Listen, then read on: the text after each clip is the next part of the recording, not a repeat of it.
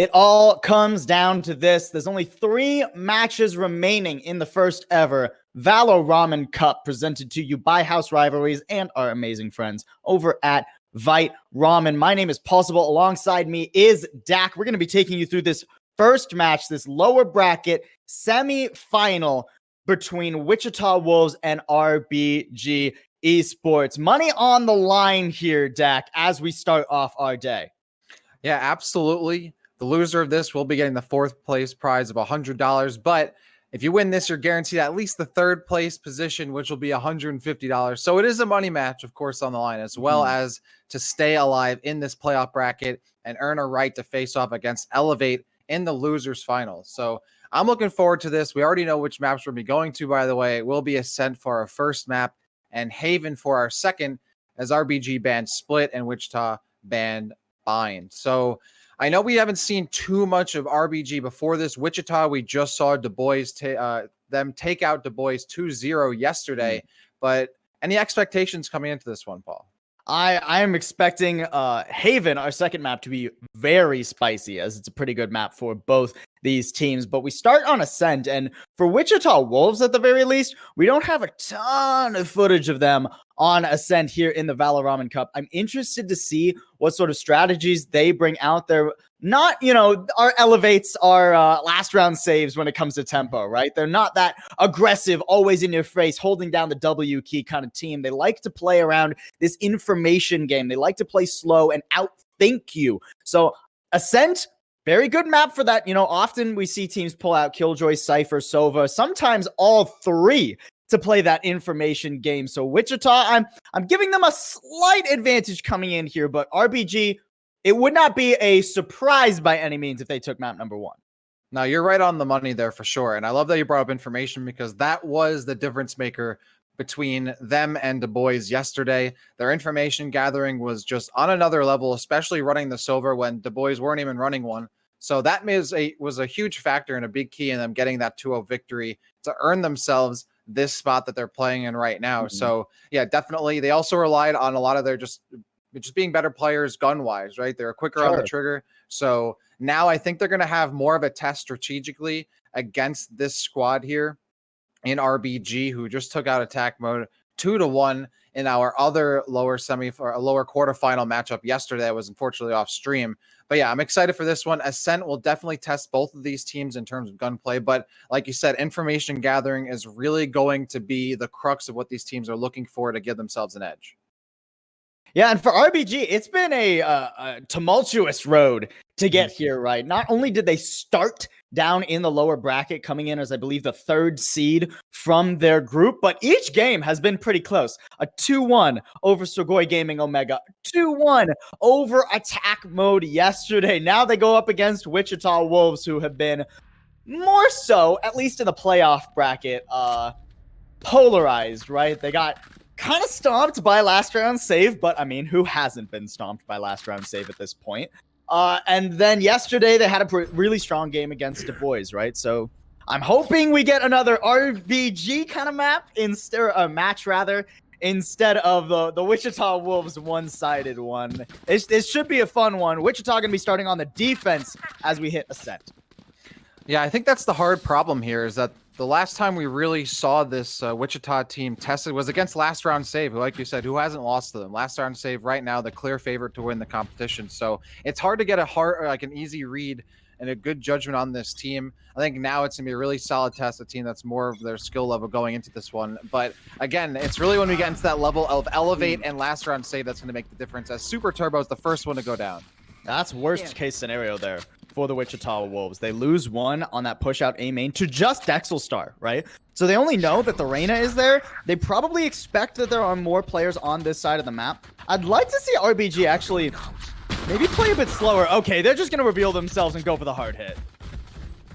And that spike is still left behind. Zekin finds Dexel. Meanwhile, Bleach going to go on to the side. Found by Jangler. They lock it for him, and Zekin also gets on the board. And just like that, it falls apart for RBG, who had the player advantage, and they streamline onto the site and get pegged down there by Jangled and Zekin. Yeah, I am not a fan of that commit to the site, right? I feel like RBG, they should have expected that there was going to be more of a heavy rotate once that early player was taken down. I mean, once again, Wichita Wolves, they read the enemy team very well. That's something they've been doing very proficiently as we've seen them in the Valoramen Cup, is getting a read on the map state. Courtesy, I've been told of their 14-year-old IGL Zekin. Crazy kid right there. So they overcommit to that site, and it does not go well for them. They run into, even though it was technically a player advantage, right? The positions from the defenders, the swings were just far too potent. Now we're going to see this RBG team come to a standstill outside A main and mid. They do have somewhat control of mid, but they're going to use that to get themselves a catwalk towards green there in that connector, which is being held here by two members, including their Phoenix of the Wichita Wolves squad. They're going to push right up. Zesty right there. Bleach finds Super Turbo in the smoke, and now they're going to execute onto the site. With the smoke on Heaven, they should be able to get the spike down, but they're going to get pinched from behind as Zekin gets a nice shock arrow kill from Heaven and slows the momentum despite the spike going down. It is even things out 4-4 for these two teams. Zekin will avoid that flashpoint there, but the Killjoy Panda Tank does not. Gonna shoot through, trying to get 3 targets in hell, but it's FYG who gets on the board first. Now a 4v2 situation. Jangler joins him. Another shock dart goes in. Zekin can't combine for the kills, but Jangler cleans him up for the easy spike defuse afterward, and they keep 2 bodies alive right there. Another clean execute from the Wichita Wolves squad. And I feel like we're going to see a lot more hard hits from RGB Esports, right? Because let's talk compositions right now. Now, usually on Ascent especially, right? We see the Omen. Ascent was actually the map that once it was added, people started to realize how good Omen was. The fact that you can smoke across map, the paranoia, etc. But you're not rocking the Omen RBG. Instead, they've got the Brimstone, right? Actually triple flashes as you have Phoenix, Breach, and Reyna. And then just Kool-Aid for actually gathering information and covering flanks, right? So I feel like this composition is just screaming, hey, we are going to run onto a site. We are going to rush for control of areas, right? It's not going to be this slow information game. And I think that there is a back and forth here. There is a push and pull of an upside and a downside of that, right? Because we saw Wichita Wolves in their series against Last Round Save really struggle against the aggression that Last Round Save brought out, right? And when you're running an aggressive comp, you can throw Wichita Wolves off their game. But to do so, you still need to read the map state correctly and anticipate where the enemy players will be set up and how many people they have on what sides of the map, right? It's not just as simple as hold the W key, overwhelm the defenders when, you know, you have Molotovs and turrets and paranoias keeping you at bay. So RBG, I need to see them slow it down just a little bit and catch Wichita Wolves off guard. And it looks like at the moment, Jangler has DC'd. Serrana tech pause the moment. But yeah, I think you're right on target with that, especially as we go back to talking about information gathering. When you look at the Wichita Wolves composition, they have the Sova, they have the Killjoy, so anything that they plant down will be triggered eventually, gives them a little information. And then, of course, as you said, the Omen, who can smoke and react to that information they gain at any time with smokes across the map. So yeah, there's such a dichotomy between these two teams composition-wise, and with information being such a pivotal point for both of these teams, especially in the bracket as they are right now, where really you can't rely entirely on just your gunplay alone to survive at this stage. I really do think Wichita Wolves have already set themselves up for success with this composition. But meanwhile, Zazzy finds 2 as Zekin was looking to try and get some kills through the wall. It's Zazzy who wins that peek right outside A main, and they know exactly where the Sova is. Zekin waiting on the other side of the site. So they're going to be joined by their Omen to try and keep things held down, as those players on the other side of the wall did get hit a good amount by Zekin. Zazzy at 24 HP, Dexel at 32. So they didn't come out of that fight unscathed despite Zazzy finding 2 kills. This is still not completely guaranteed as a plant here for RBG. Well, and I like this from RBG, right? They're playing slower. They're making Wichita Wolves question where it is you're going to be hitting. And with the spike in mid right now, if Zazzy and Dexelstar go down, you can rotate this to an A take. If you see a ton of players over here, you can just run to the other side of the map. But now it's just all down on Zekin. Zazzy with an amazing 4K, and Zekin's caught with a knife out the roam up mid. Well, not even really a roam, just a take up mid. Beautifully done there by RBG. That's what I want to see from this team. Yeah, like you said, I really had no idea where RBG was going to start to commit to, and by the time they tried to get some information, they peeked, got hit. Owl Drone was too late. So the reaction was a bit delayed there from the Wichita squad, which is understandable considering how quickly they lost their first 2 players. But I was expecting a little more aggression, knowing that, and they had to figure that they got some hits on those players pushing through B mains. But at that point, hindsight's 2020. RBG will take that round nonetheless and move on to a 2-1 scoreline. And to be fair, you don't know it's just 2 players there, right? For also a second, true. You know that there's at least 2 players there, and you can assume that you've tagged them some. But with Zekken all alone on that side of the map, right? If he goes forward and he dies to 5 players, that round is unwinnable, right? Whereas he plays a little bit slower. He doesn't quite manage to make it work. They couldn't keep control of that area outside of B main, so struggle for them. Now it's just, look at this heavy stack in the middle of the map right now. And keep in mind, mid on Ascent isn't quite as strong as mid on a map, say, like Split. But you can technically go either direction. In worst case scenario, you can rush toward B and have somebody cutting off the rotates from A. Off your feet! Oh, there's a Rolling Thunder going to be coming out onto the site here, and Zekken's still waiting in the back, waiting for someone to push as Hunter's Fury comes out from Zekken, and he's going to delay it just a little bit, looking for someone to go down, and no one does. But this push is still not completely fruitful, as Zekken and Jangler just wait for the players of RBG to come in one at a time, and that Odin again from Zekken is just a menace. Left. So far, RBG has no answer to it, and Zekken will also help Jangler get that other kill here on Bleach. Now a 5-1 situation here for Kool-Aid on RBG, who's just on that killjoy, waiting in upper mid to eventually get picked off, unless they're going to try and somehow save this fan. Should just save realistically. Yeah.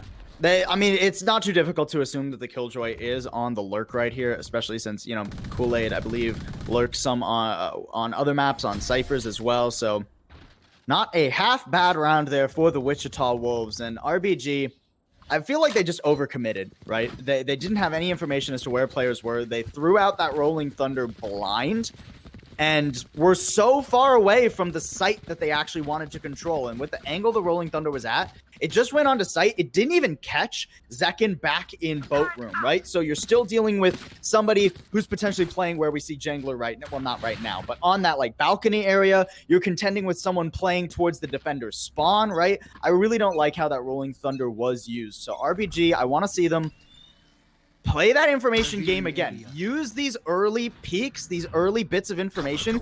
Give Wichita Wolves some bait to latch onto, and then hard hit somewhere else where they don't have the firepower to hold you. And speaking of firepower, another 4-player stack up A main, and FYG almost gets the pick onto Kool-Aid, but just barely breaking him down. Doesn't get the full kill, puts him at 39 HP. You can see right now the Reyna still on B site, but the entirety of the Wichita defense is starting to rotate towards A, except the Soba Zekken, who has moved back because the push has been delayed a bit. You can see even Super Turbo just waiting here too. If Zekken takes out Dexel Star, that's actually potentially the round over right now. And there it is. For RBG, because now that is the lurk gone. This recon dart is going to reveal that nobody else is in B main, right? So Wichita Wolves should know it's a heavy lean towards A, especially with that pick coming out from Super Turbo over towards Catwalk, towards Cubby. There is so little chance that RBG can make this round work right now.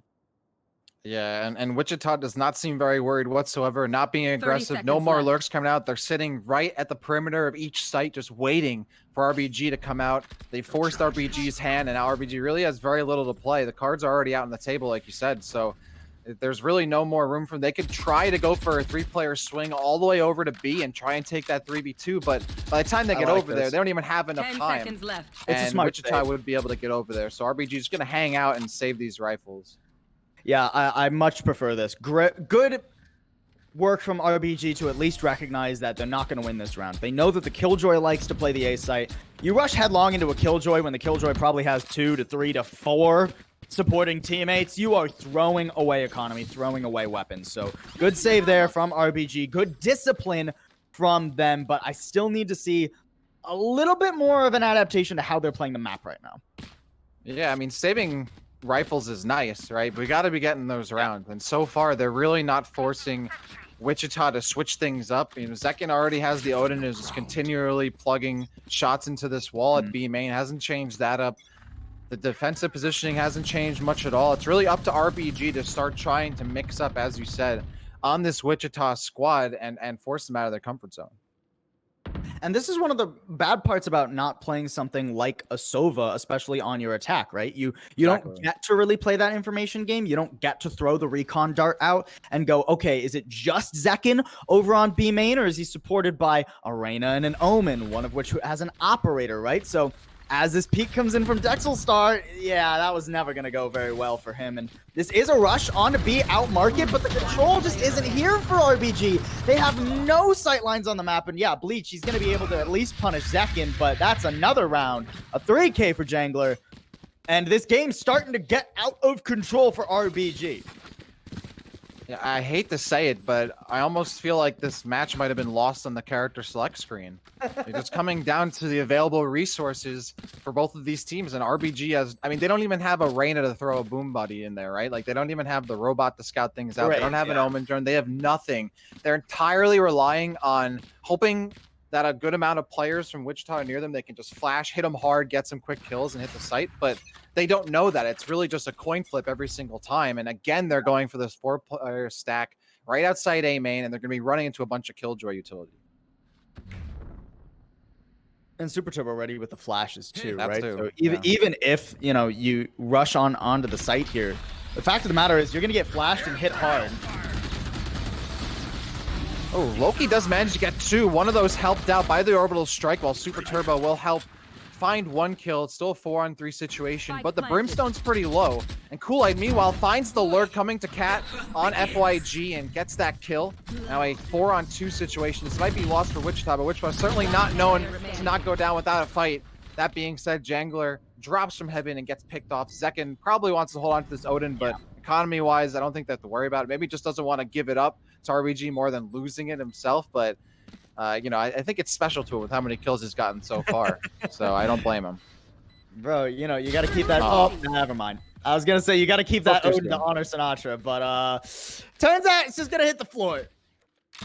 But, you know, credit where it's due. I've been a little bit hard on RBG. They're attacking half because I feel like they haven't really been able to hard force onto these sites, but at least with the ultimates that they had at their disposal there, they were able to force into a site, right? That orbital strike, very well placed, very well positioned by Loki to make sure, hey, we're just not going to deal with that half of the site, and everybody's going to clear the other half. So they get onto the site, and once that happens, it's actually a misplaced leer from Jangler. That means when he drops down onto the site, the player in hell can still see him very effectively, so not able to get much done there. And once Jangler's dead, there's no chance for that retake. Run it back, gets a ton of information there for Super Turbo. He knows nobody is anywhere near A right now. Not only that, he can start pushing up towards Catwalk, and once that smoke's out of the way, might be able to pick off the spike carrier here. You know, Zekin will eventually see that there are players here in B main if he turns to the right in time, and just did. So we'll see that. Dexel knows that and peeks out, trying to get some shots off. Meanwhile, Zekin throws the Hunter's Fury down and should be able to confirm a kill here. Dexel and Zazzy stack for the quick 2 from Zekin. And that was a great play. That's, again, the information factor. Didn't have to extend, didn't have to commit at all. Just used the utility, got the info, used the ultimate, got the Hunter's Fury, picked off 2, and just like that, the offensive push has come to a complete standstill. And again, we're in this situation where you don't have any map control. You've given up all the space towards A, and I mean, especially now with Bleach and Loki going down. I mean, Zekin wants this ace, but he's not going to get it. Kool-Aid pretty low there, 32 health. You have to imagine they're going to get hunted down, losing the op. Yeah, there it is. And once again, lack of map control just plays so heavily into Wichita's style, into their favor, right? If you're giving over information to the Wichita Wolves with things like, you know, nobody, I mean, to be fair, you don't really want to contest the run it back anyways on Super Turbo, but the fact that he goes all the way up A main, all the way to the attacker spawn, doesn't see anybody, even gets to peek out Catwalk and see there's nobody in mid. And then RBG, they don't rotate, they don't move, they don't look for anything else on the map. They just hard commit to B. Really just dooms them. Absolutely. I think that's almost an understatement. This one, oh, FYG. Oh, Nice I thought he was going to be able to collide a bunch there, but instead Kool-Aid steals it. Going to be able to grab that as he throws the lockdown onto the site. And this is, again, that's the very hard push, using utility and using their ultimates to force the site into their grasp. Bleach finds Panatank in the meantime. Now it's a 5-on-3 situation. And Wichita on defense has spread themselves out, sending Super Turbo on the lurk. But the opposing Phoenix is there. Bleach headshots him just as he turns the corner. And this is, I mean, I don't know how RBG loses this, but it's Zekin again going to try and hold on to this Odin. Well done by RBG, but this is really where their success comes. Few and far between these rounds where they can stack all their, like, 1 or 2 ultimates at a time and throw everything out at once and win. But that doesn't work every round. Exactly. You don't get, you know, the Killjoy ultimate, the Rolling Thunder, the Orbital Strike every round, right? You get them once every few rounds, and that's why right now they're at a 6-3 round deficit, right? So I need to see just a little bit more from RBG, especially considering how aggressive we consider their composition to be. Like, that pick on to FYG out A main, great. I loved the swing. I loved how everybody on RBG was willing to commit to that, and then they didn't hesitate. They rushed onto the site. But I need to see some variance, or at least some more consistency in how hard they are hitting these sites and how they're able to make it work. Because right now, I mean, Wichita Wolves can't lose their defensive half, and with a double stack here, trying the same play now again from RBG, this is not going to be as easy as it was the first time. Oh, Dexel and Zazzy, though, I mean, will be able to get that off Super Turbo. I respect it, though. Just continue to stack, right? Like, yeah, they still win that, and they're forcing the rotation over from B. It will be FYG by themselves, hiding in the smoke until reinforcements can arrive. Spike goes down. You can see the lurk again being held very well there by Bleach as well as Kool-Aid over in the connector and towards Catwalk. So there's no way for them to get in from behind. Zekin does trade off Zazzy, who gets FYG beforehand. Here comes the recon arrow just to try and find someone in hell. Doesn't find Bader. It is Bleach, after finding the lurk, goes for the counter lurk of his own and finds 2 more. So great job by RBG. Again, now they're setting the pace of the game a little bit here, going for these full stacks. I mean, if they win that initial engagement, all of a sudden it's their game to lose. The Odin's so stupid, man. Yeah, such a stupid gun. I hate that gun so much. I've been saying it since beta, right? When I queued up in beta, and my buddy who was just terrible at the game one-tricked the Odin to, like, gold, and I hated it. But no, and I again, credit where it's due to RBG. I like that they're leaning more heavily toward A, right? They're realizing that Zekin is pretty much always just going to be spamming through right here and taking control of B main, right? And it's pretty difficult for you to ever assail that against the Odin, against the Sova, right? Especially considering he probably has 1 or 2 supporting teammates with him. Actually, Dexelstar going for the solo lurk. This didn't work out very well last time for RBG, as Dexelstar just got caught in a 1v1. And once again gets caught in a 1v1. You can't imagine that it's going to work too well for him this time. And with RBG so heavily committed to mid, I think they're just going to rush onto the A site, but that's going to get dicey. They're running into Paranoia, Hot Hands, both Nano Swarms. That, and you know, Bleach is looking for the lurk behind as well, so they're keeping their heads on a swivel here, but the lurk is not coming out from either the Reyna or the Sova, though FYG getting it done on their own. Bunch of utility thrown out, Rolling Thunder as well from Zazzy to get up onto the site, but a majority of the Wichita's not even there yet, so they don't get hit by it. Super Turbo finds Kool-Aid in the meantime, while Zekin and Jangler are going to join the fray here. 5-on-2 situation, and Super Turbo and Zekin just jump down from above as they cornered RBG onto that side of the site, and pretty much funneled them into a kill box that made it really easy for Wichita to clean them up. Yeah, and I mean, RBG, I don't hate that round from RBG. I really don't. Even though it looked, you know, pretty bad, especially since it was flawless. I understand that they can't just run it A every single round, right? And they can't run it B because Zekin is just not letting anyone through B main with this stupid Odin, because Odin is a dumb gun that wall bangs way too effectively and has too much ammo, in my opinion. But so you try to play split, you try to play slow, you look for a pick, right? And that time around, they don't get the pick, and because they're playing the style they are, they give up a ton of map control. They don't go over toward A main. It wasn't a split onto A, so they're not able to get much done. Super Turbo now knows that, once again, it's going to be that hard hit onto A. Don't expect RBG to back off. No, absolutely not. And Wichita immediately scrambling back over to A. They know how much of a force is being pushed through A main onto the site, and indeed it has. Bleach also using their run it back right there as the Hunter's Fury comes out from Zekin, finds one, able to get Loki, Panic gets Zazzy, Jangler also on the board. And just like that, Wichita haven't really gotten onto the site, just playing the boundary of it and fighting from door, from heaven, and finding those kills before they've actually put bodies onto the site, and then they keep almost the majority of their team alive there.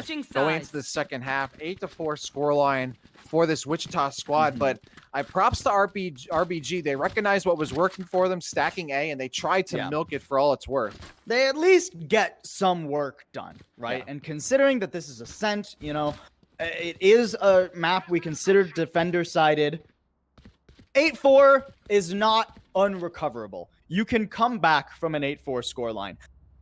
That being said, there's a specific way RBG need to play their defense, considering how, let's say, forward moving their composition is, right? I mean, Breach, Reyna, Phoenix, these aren't characters that you really expect to sit back, right? So I'd like to see them actually give sites and play for retakes, right? Let Wichita Wolves onto some sites and then go for those hard-hitting retakes, because unlike, you know, on your attack where you don't really know where they're playing from, you know they're on the site. You know who's there. And if you play for the retakes with a comp like this, you should be able to use that to your advantage. Uses that owl drone, doesn't find much on the site, but the smoke up mid allowing Wichita to move up the middle of the map towards Catwalk and get onto the site. FYG's super low, so is Loki. 4-on-4 situation here as the spike will go down. You can see the Reyna now trying to go through green towards door with the Sova's on the other side there. There'll be Zekin waiting for them. Dexel Star might run into him first. FYG with 10 HP on top of the site, and now will Witch be able to hold it? Zekin popping off just like they did in the first pistol round, where I believe they got 3 kills. Will they be able to tie it off again? Cannot, but it will be Jangler who holds on in time to give it another Wichita win. And Zekin, no matter what weapon you put in his hands, whether it's the Odin or it's a pistol of some sort, maybe it could be the classic, could be a ghost, doesn't matter. He finds the kills. You know, and I do want to give actually a bit of credit to Loki, right? I think that round was doomed from minute 1, but Loki actually almost pulled it back. When Zekin got that 2K in tree room, Loki says, okay, they're going to expect our last 2 players to come from heaven, so I'm going to run to tree and try to come around. He actually gets a 2K there. It's only due to Jangler that he actually gets shut down. He almost pulls that one back, but not quite going to be the case. Now it's just going to be pistols out. And, I mean, there's no reason Wichita shouldn't just hard rush onto the site, especially now that the Hot Hands has been expended from Bleach. There's nothing stopping them from getting this plan. Yep, I mean, that's pretty smart, too. And Wichita has to know that if the Killjoy is over on this site, then likely less players are here over at B. So, yeah, going as quickly as they can onto the site. But they didn't, you know, immediately rush on. They still lingered around that smoke right outside main and peeked out cautiously and just picked up the kills before they just ran onto the site. So that's just smart textbook play there from Wichita. Once they figured out what the Killjoy was, they had a good feeling of how many players are likely on the site, because you're not really going to stack a site that has Killjoy utility already covered on it defensively. So Wichita just did that, poked out through the smoke, picked up some easy kills, and the spike pretty much, the spike plant pretty much came to them.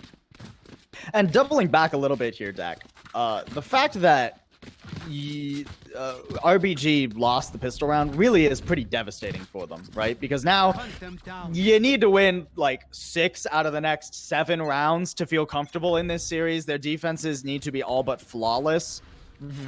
And Wichita have not been giving them much room to work with. The Owl Drone easily spotting Zazzy. Oh, no. I mean, there's no way he's getting out of that one. And now it's just going to be the hard commit onto site once again. Wichita, they get a pick and they go. Loki lines it up, finds Super Turbo. Dexel as well. That smoke making it so difficult for Wichita to get in. Zekin, that's a ricochet they probably don't want to talk about. Unfortunately, Zekin will team kill there. Bleach finds Jangler. So this is really no point pushing here for Zekin. But yeah, that pistol round loss was major. I think right here for Wichita, they've just established that they can play really solidly on any kind of round. And this round was kind of just a scramble. I think a lot of the success that this RBG squad has found is within the chaos, right? Whether it's pushing onto a site, burning a bunch of ultimates, or it's in these early rounds where neither team has full buys. So now it's going to be a test when Wichita will be able to have all rifles here. Can RBG do a lot on defense again with this composition that favors high aggressive offense and a lot of entry onto a site? How do they really translate that onto defense effectively over the course of many rounds? Yeah, this round definitely determines how close this game can get, this first map of Ascent deck, because if Wichita win this, it's going to be like 12-7 at best. But if you can hold your ground, if you can keep using utility to burn through Wichita Wolves, even players down, and stop these pushes, not give yourselves over to that information game that Wichita are liking to play. You can already see the Owl Drone spotting the Phoenix up mid, or not the Phoenix, the Reyna rather, up mid. Then you can look to swing momentum back in your favor, RBG. Might be a tall ask, though. It might be Wichita's game before it's over. Ooh. This is interesting from Wichita. So they use pretty much all of their Phoenix utility to bait like they are going onto the site, but I don't think this is going to work out very well for them. There's no footsteps. There's no players still sticking around on the B site. And realistically, with the flame wall used, with smokes and hot hands used, that should have just been a place where they rushed. So now you can be pretty confident if you're RBG rather, that the push actually isn't going to be B. I feel like RBG should be translating more towards A already. I mean, once that smoke came out mid, that should tell you, okay, they're crossing over mid, they're covering their tracks. But RBG is still lingering towards mid and B. Finally, they're going to rush over towards A, and that's because there's a lot of stuff being used there. Wichita gets FYG's Zazzy a kill there, and Loki does return favor, finds Super Turbo just outside the door. Spike goes down. You can see the Reyna still hanging out in A main. So once that push from door starts to get into their viewpoint, they might be able to get a quick 2K there. You see Dexel finds FYG in the meantime. Both players hanging out in hell. And Zekin trying to find one through heaven. Doesn't get it, but Panda finds Kool-Aid as they drop down. Dexel with the kill on Jangle, and that's Loki as well. That's a nice hold there by RBG. Great work from RBG. Good read of the map. They didn't get baited by Wichita over toward that B site. Instead, they hold their ground. Loki gets a little bit lucky. Had the stim pack out while the swing was coming from the Panda tank, but ultimately was able to grab that kill onto Super Turbo, who he had a thought would push past that doorway, take more map control, because Super Turbo is a rather aggressive Phoenix. So great work from RBG in that round. Loved how they played it. Just need to see more of that on their defense. It's a pretty broken buy from the Wichita Wolves, but they have ultimates. They commit to the Stingers and the heavy armor. They're going to go for this, you bet. The Lear already comes out here. That should give RBG an idea of what's going to happen. There's the Hunter's Fury as well from Zekin, forcing Kool-Aid back to the end of the site, but that gives an opportunity here for Wichita to push off that two-piece. They're actually Kool-Aid, though. Yeah, gets the 2-kill there off the Molly as they try to enter onto the site. That really evened things out when it looked like Wichita had full control of the site off that Hunter's Fury. They lose it immediately. The lockdown also coming through, and that's going to slow things down. The spike being planted. It's now RBG who are able to wait out this Killjoy lockdown and now move on to the site. Smoke's available for Loki. You can smoke off the boat room while your team pushes in, right? And that's what I would like to see. That fault line actually does catch Panda Tank, but they don't really take much space for it. Slow creep onto the site here. Molly going into the back. Aftershock 2, but Zekin's not the one you need to worry about. It's the Panda Tank. Now it's all down to the 1v1. Loki dropping, giving away position, and Zekin will capitalize to take the round. And 11 for the Wichita Wolves. Yeah, Zekin has just been a force to be reckoned with this entire tournament. A player that last series against the boys was relied on by themselves to hold an entire site and did so effortlessly. And we're seeing how effortless their plays are on this map as well. In this series, Zekin is just a standout so far. Again, no matter what gun you put in their hands, they're going to be getting it. And Zekin is always able to clutch out these moments, get multiple kills per round. Going to be getting that triple-double soon as well. So it's absolutely on fire. And now you need to hold on to this round, RBG, because you can't give over match point when you have no money sitting in your pocket. There's the run it back. So Loki's going to get cleared so easily there. And Lear isn't going to stop him. Oh, Super Turbo. He's getting everything he needs to on this push. Yeah, that is just cost efficiency right there. More than paid off using that run it back. And now Bleach gonna go on, goes through the door and gets Panda and FYG just on the other side of it the second they get on. And now it's up to Bleach. Will they be able to hold off this Wichita squad from a pretty hairy position here up in Heaven? Won't be able to cut off the spike that's gonna be planted for door. Zekin's gonna be looking towards Heaven, sees the shoulder peek, has to fall back. There goes the curveball, and also another wall of fire going up for Bleach as they're going to try and bait out some kind of reaction for Wichita. It's really just covering their tracks. Oh no, looking down at the ground while trying to go towards grass. It's Super Turbo, gets the 4K to clean it up. Now match point here for Wichita Wolves at 12-6.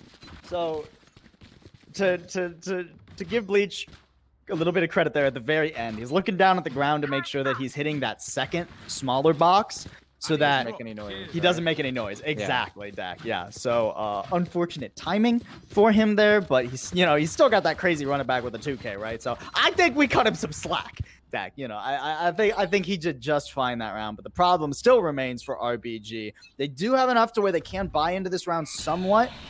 Oh, Kool-Aid gets the first. That 4v4 trade there's not enough to stop Wichita from moving in. As that Empress is popped by Jangler, making it worthwhile as well. Finds that one on deck so he can see the Killjoy Buck. Gonna scout out Zekin for a moment. Not gonna stop and move up Speedway as well. Now Bleach gonna be entering the fray here, looking for someone towards B main and trying to stop anyone else from getting another angle onto the site. But the majority of the team of Wichita is already on the site in the back end. FYG finds Zazzy in the meantime, but Loki trades off him. Still 3-on-2 situation here for Wichita as they hold this site. Panda crouches for the headshot to Loki, and then Zekin again, the last kill, putting the I's, dotting those I's, crossing those T's for this Wichita Wolves squad. A 13-6 scoreline and the first dub there on Ascent. And it's the same Rolling Thunder I criticized earlier, Dak, that dooms RBG. They throw it out from market. It doesn't clear B main. It doesn't clear defender spawn. It doesn't clear boat room. So what do Wichita Wolves do? They just back everybody up into boat room and have FYG playing off on an island over in B main. He swings out, trades 1-for-1. That's more than worthwhile when you're in that retake situation as the Wichita Wolves. And then there's nothing left for RBG to actually get onto the site with. And, I think RBG, they had some good rounds. They had some great attacks. And I think the actual fragging power of this lineup is stronger than we saw on Ascent. But as we move over to our second map, I need to see, honestly, just a different composition. I'm never a fan of the 3 flashes. You just don't control enough of the map with 3 flashes. And when you're playing against a team like Wichita Wolves, where it's all about those map reads, it's all about the information, you need to be taking more, you need to be putting more doubt into the Wichita Wolves' minds. Absolutely. We'll see what composition they come through with. I absolutely agree. They were good at finding success and creating chaos, but they didn't have enough information gathering based on their composition. They might have lost that match on the character select screen, but it is not over just yet. We have our second map. It will be Haven. Don't go anywhere. We're going to go to a short break, and when we come back, map 2 between RBG and Wichita Wolves will be starting up. Don't go anywhere.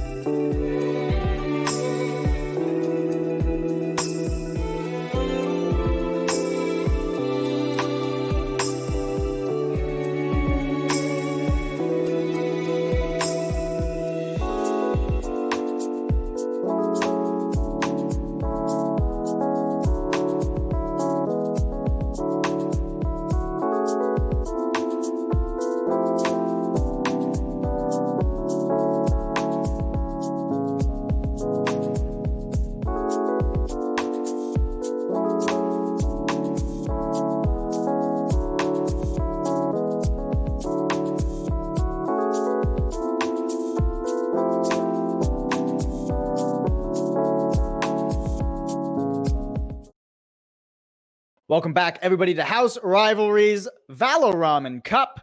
We are one map in to the lower bracket finals here, folks, and Ascent was a rather one-sided affair. Once again, it is possible. And Dak bringing you through. We're going to go on to Haven now, Dak.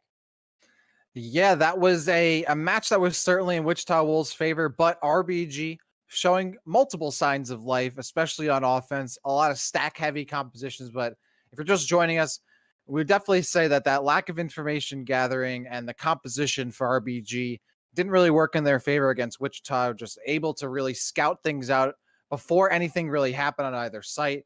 And just that worked out for them. Having that extra bit of information gave them the opportunity to really react and read this RBG squad a lot more efficiently. So going into this next map, I really want to see a different composition from RBG. I feel like it's necessary at this point for them to survive. Yeah, and while I don't hate the Brimstone, right? I feel like if you wanted to play an aggressive composition, a 3-flash composition, you could have subbed out maybe the Reyna or the Phoenix for just an Omen, right? So that you have, more smokes, you can get more map control, and then you still have that paranoia as an effective third flash, right? So I don't agree with running the Breach, Phoenix, Reyna. I think it is far too heavy of a committal unless you're expecting the other team to be double opping almost every single round on both their defense and attack. 3 flashes is just not worth it. And with the nerfs to the operator, very few people actually double op anymore. It's just too expensive on the economy, and it's not effective enough to do so for the 10,000 credits it costs you to double op. So we're going to move to Haven now. There's a bit of a bright side and a bit of a dark side here for RBG. The bright side is I don't think they're going to run 3 flashes on this map. And even if they do, I think this is a map that potentially it could work better on, as this is a very large map. You expect to walk, if you hard commit onto sites, you expect to walk into a player advantage for yourself. But the downside is this has also been Wichita Wolves' best map, more or less, as we've seen them throughout the Valoramen Cup. That's, I think, another understatement there. They absolutely washed the boys on this map last series yesterday. Certainly one of their favorites. I'm thinking now the composition for RBG, maybe they didn't necessarily pick for 3 flashers. They were just going on the ultimates. They wanted to have the Breach ultimate. They wanted to have the Run It Back. They want to have, Rolling Thunder and all that. They were just maybe doing it based on getting which ultimate they needed to make their pushes successful, potentially. But Dak, then just get rid of the Reyna. Empress is not that great, right? I mean, run the Omen instead of the Reyna then if you're looking for ultimates. And yeah, Omen from the shadows, it's not the best ultimate either, but you at least get like information with it in theory, right? So there's no scenario where I agree with the triple flashes comp. Thankfully, I won't have to because they're not running it here. No, they are not. RBG has changed things up. Dexel moving over from the Reyna to the Jet. We still have Bleach on the Phoenix, Loki now on the Omen instead of the Brim, but Zazzy and Kool-Aid are staying on those same characters, the Breach and Killjoy respectively. So yeah, a little bit of a change up here. Nothing changed, it looks like, for this Wichita squad. They're sticking to what works, and I don't blame them. Yeah, I do really love this change from RBG, though. Jet has fallen in priority, has fallen in pick rate, certainly, but still very good, especially here on Haven. Not a bad swing there from Zazzy either. Gets a ton of information out B main, and as such, yeah, Loki is just going to play it safe, say, you know what, I don't want to deal with anybody walking to B. Dexel Stars in a good spot. Spots at least 2. If he can get out of this, there's time for a rotate. And Zekin almost taking them down in time. And there comes the paranoia, pushed out by FYG. Jangler finds Dexelstar just at the top of short. Now Jangler's going to move up, still overhealed.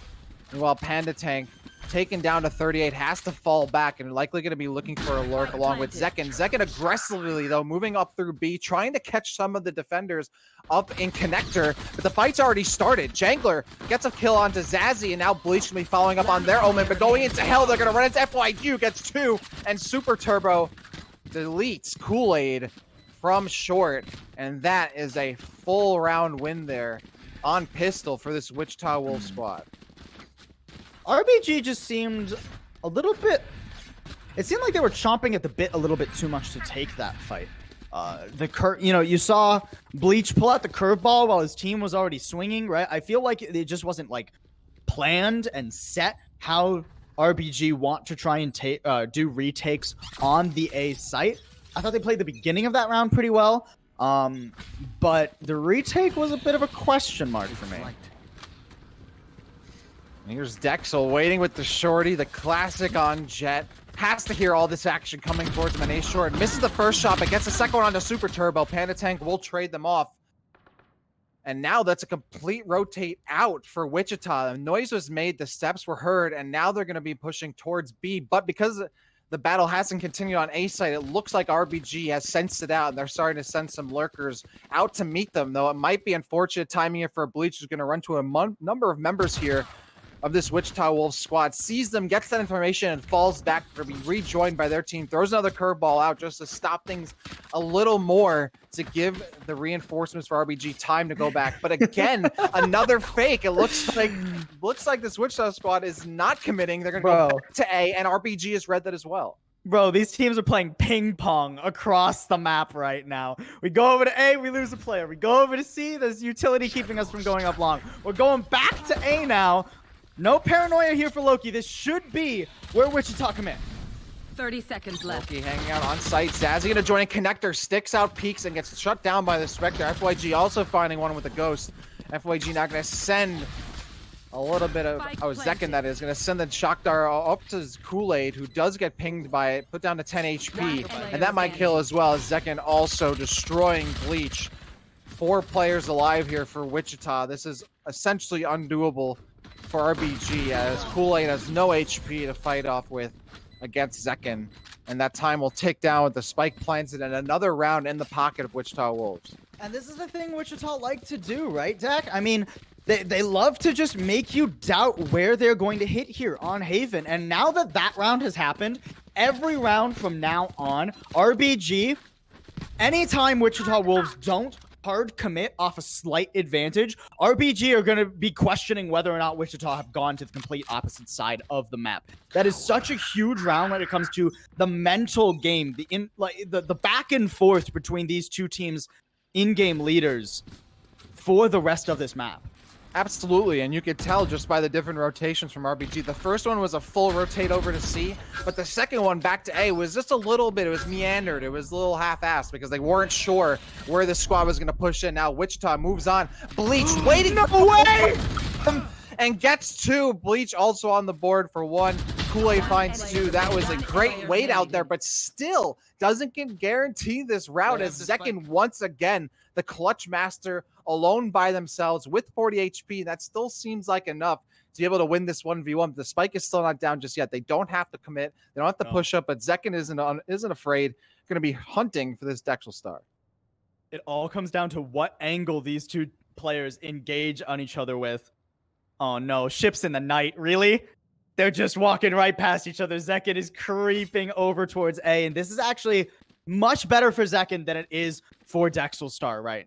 Because, I mean, I don't believe that Zekin should know for a fact that Dexel Star has the judge available. Well, now definitely know that Zekin is on that A site. Okay, gonna grab a Vandal. Good call here from Dexel Star, because if you stayed with that judge, Zekin gets to choose the angle of engagement, and it is very unlikely that you win with the judge, even against a 28 health Zekin, because this man hits headshots. And now Zekin's obviously playing for time here, but will you expect the push from Connector or Dexel to look in from Heaven? Dexel can't go Heaven because won't have enough time to get the kill likely and then go down to Spike. So the smoke's going to come down to cover Dexel's right side. Another one. Nice. Oh, and then immediately finds Zekin in short. You know, had to play eventually, knowing which options were left, had smoked over both corners, only had to look at short, so set themselves up for success. Process of elimination there for Dexel to find that last kill.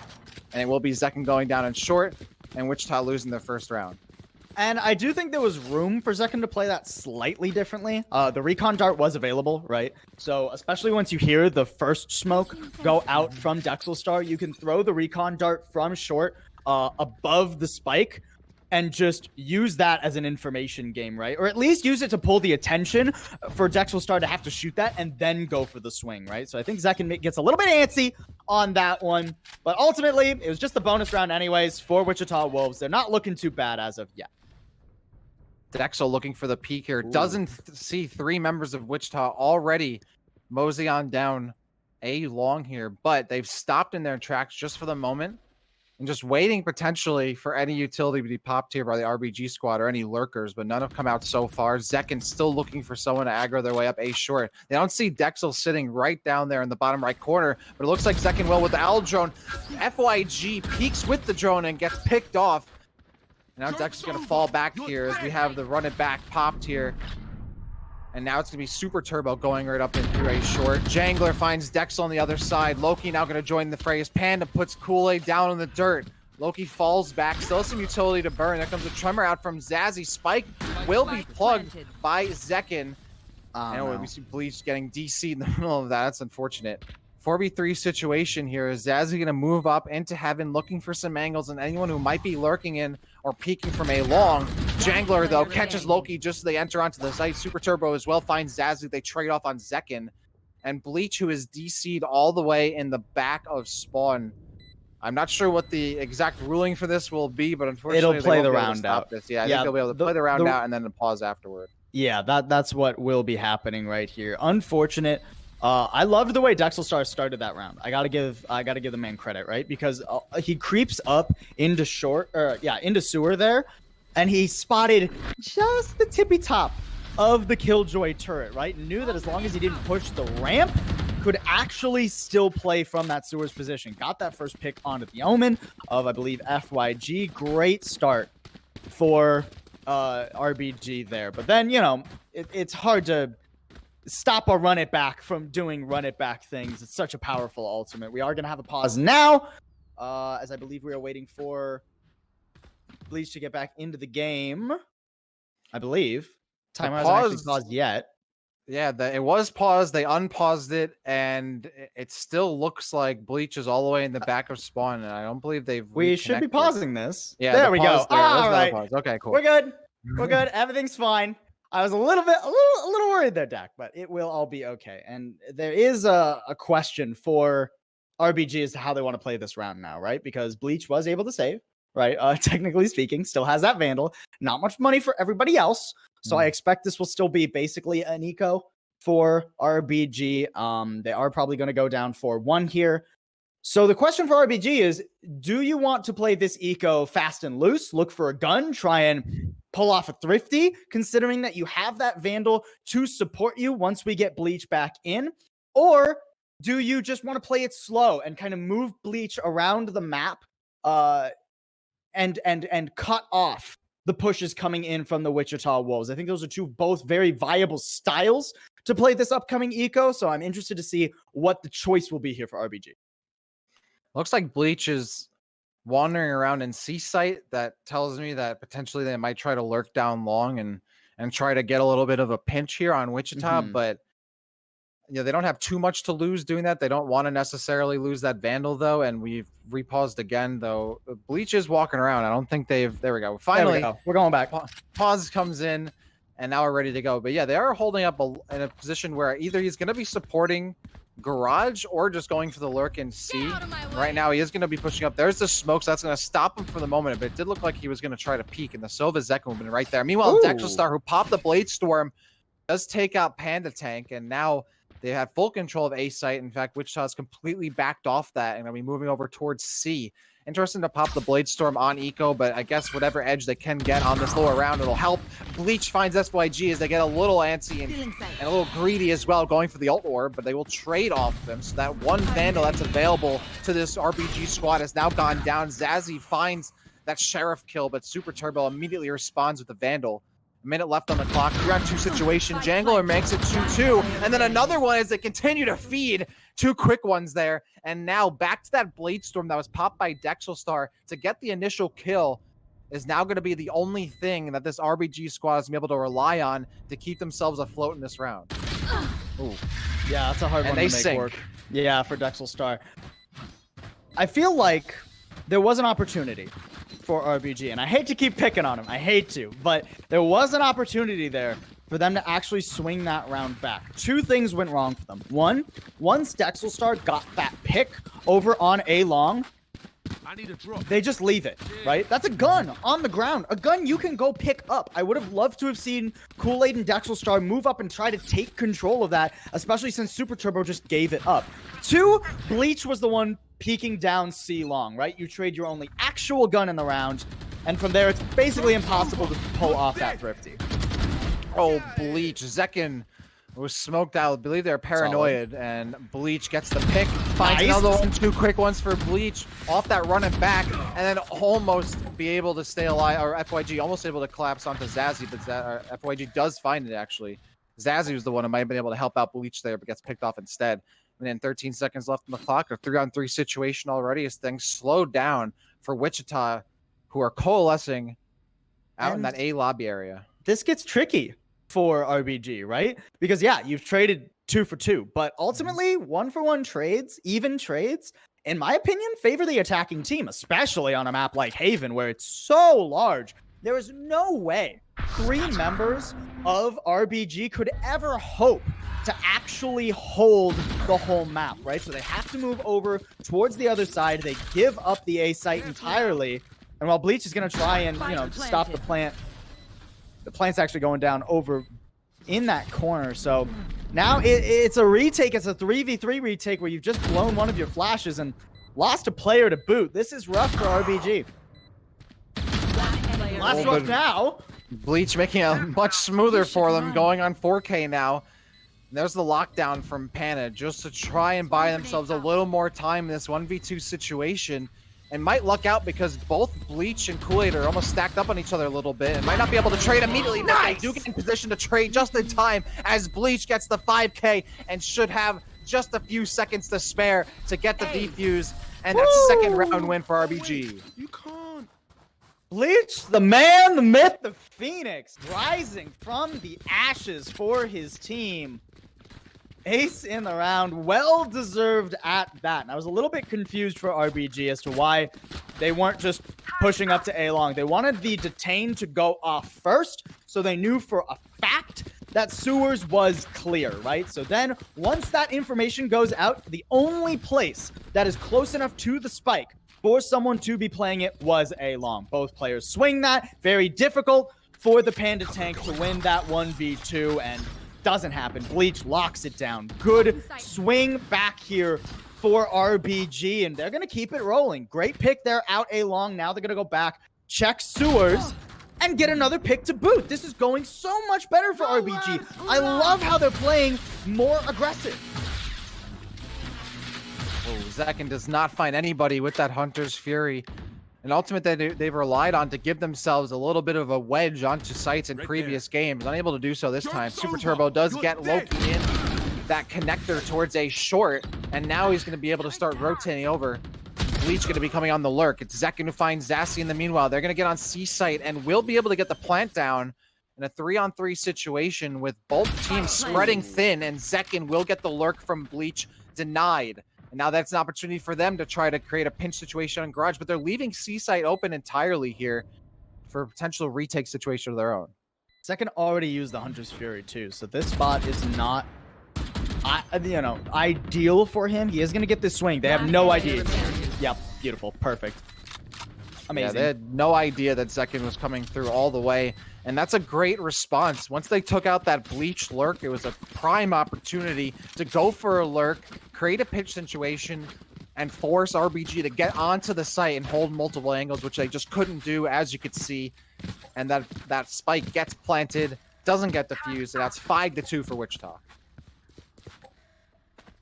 And, credit to Wichita. I even when they've lost 2 players early on in the round, they're still playing the map state so well, right? They're getting onto sites, they're clearing out their areas, like you said earlier, dotting their I's and crossing their T's. Ooh, and they expect Dexelstar to get a little bit fancy there, a little bit aggro over on A long. He's done that so many times at this point, only going to get out with 6 health, and as it is an eco round for RBG Esports, pretty hard to imagine that they're going to be able to pull off this retake. I'd like to think they consider this round a wash, and at this point, it might as well be, even though they're only down one player. It's going to be a tall task to take on these rifles with pistols. Zazzy's gonna go in, walks right into the fire.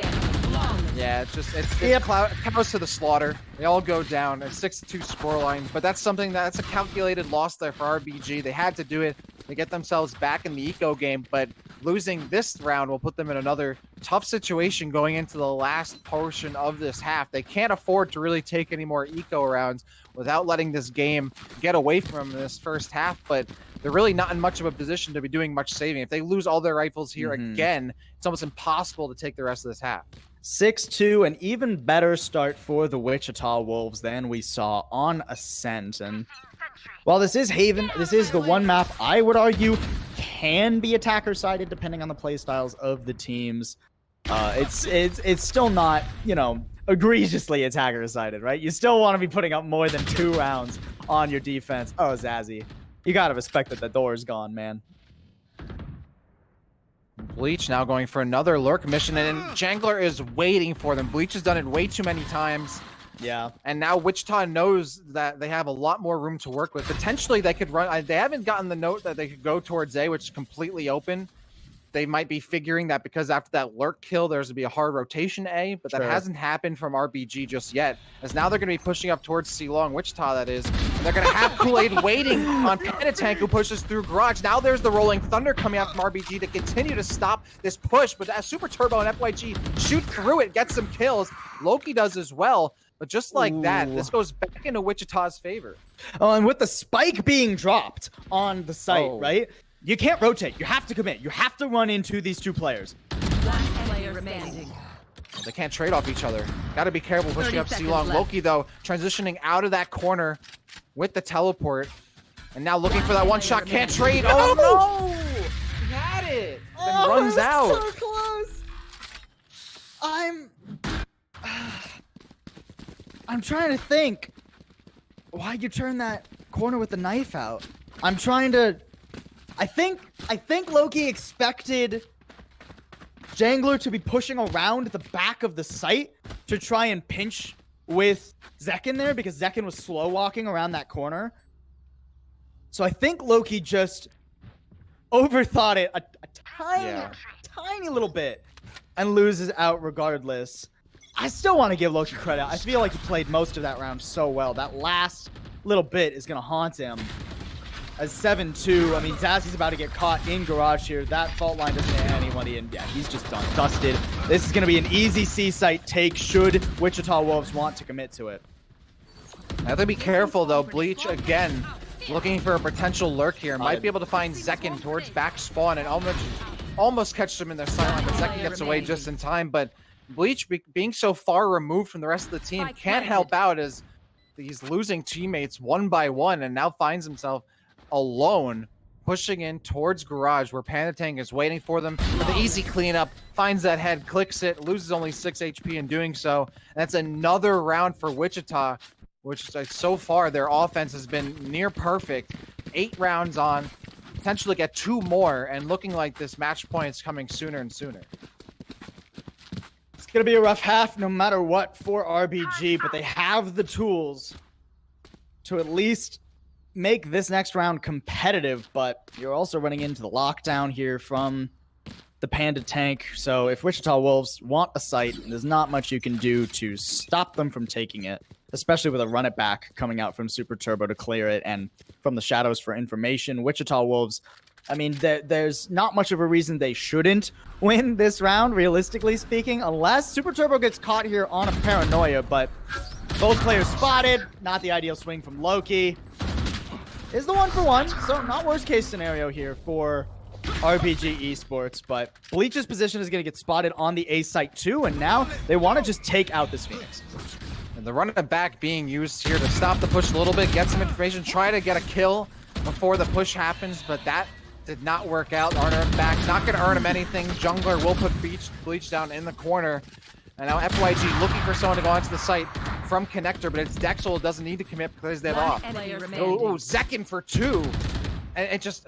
it's so unfortunate for RBG. Whenever it seems they hit a little bit of a rhythm in a round, Zekin or Jangler just shuts down 2 or 3 players in a row and completely stops them in their tracks. Now RBG has just Dexel, even with the op. It's a tall order here. Might be able to, if that pick went through, that would have been enough to at least put themselves in a good situation. But now they know exactly where that op's being shot from. They can just hold these hard angles on the right. Yeah. Zekin going to be impossible to hit here, and Dexel now has to try to rethink things, or I mean, save for Honestly, what, the last round potentially? Yeah, exactly. I would just save the operator. Realistically speaking, if you are Dexel Star, try to get one on the exit here. If somebody decides they want to get aggressive, great recon dart there. Going to reveal that nobody is back where Zekin was thinking of. And actually, if Dexel Star had held that angle, probably would have been able to get that pick. Zekin now just clearing with those jump peaks, wondering where Dexel Star is, hunting down the Jet, doesn't want the op to get into the next round, but Dexel Star will get away. It is Jet, pretty hard to pin this agent down. Last round before the swap, and a 2-9 scoreline. So much available still for Wichita Wolves too. This is why we told Haven is their best map, man. They're so good at just running around and keeping you on your toes.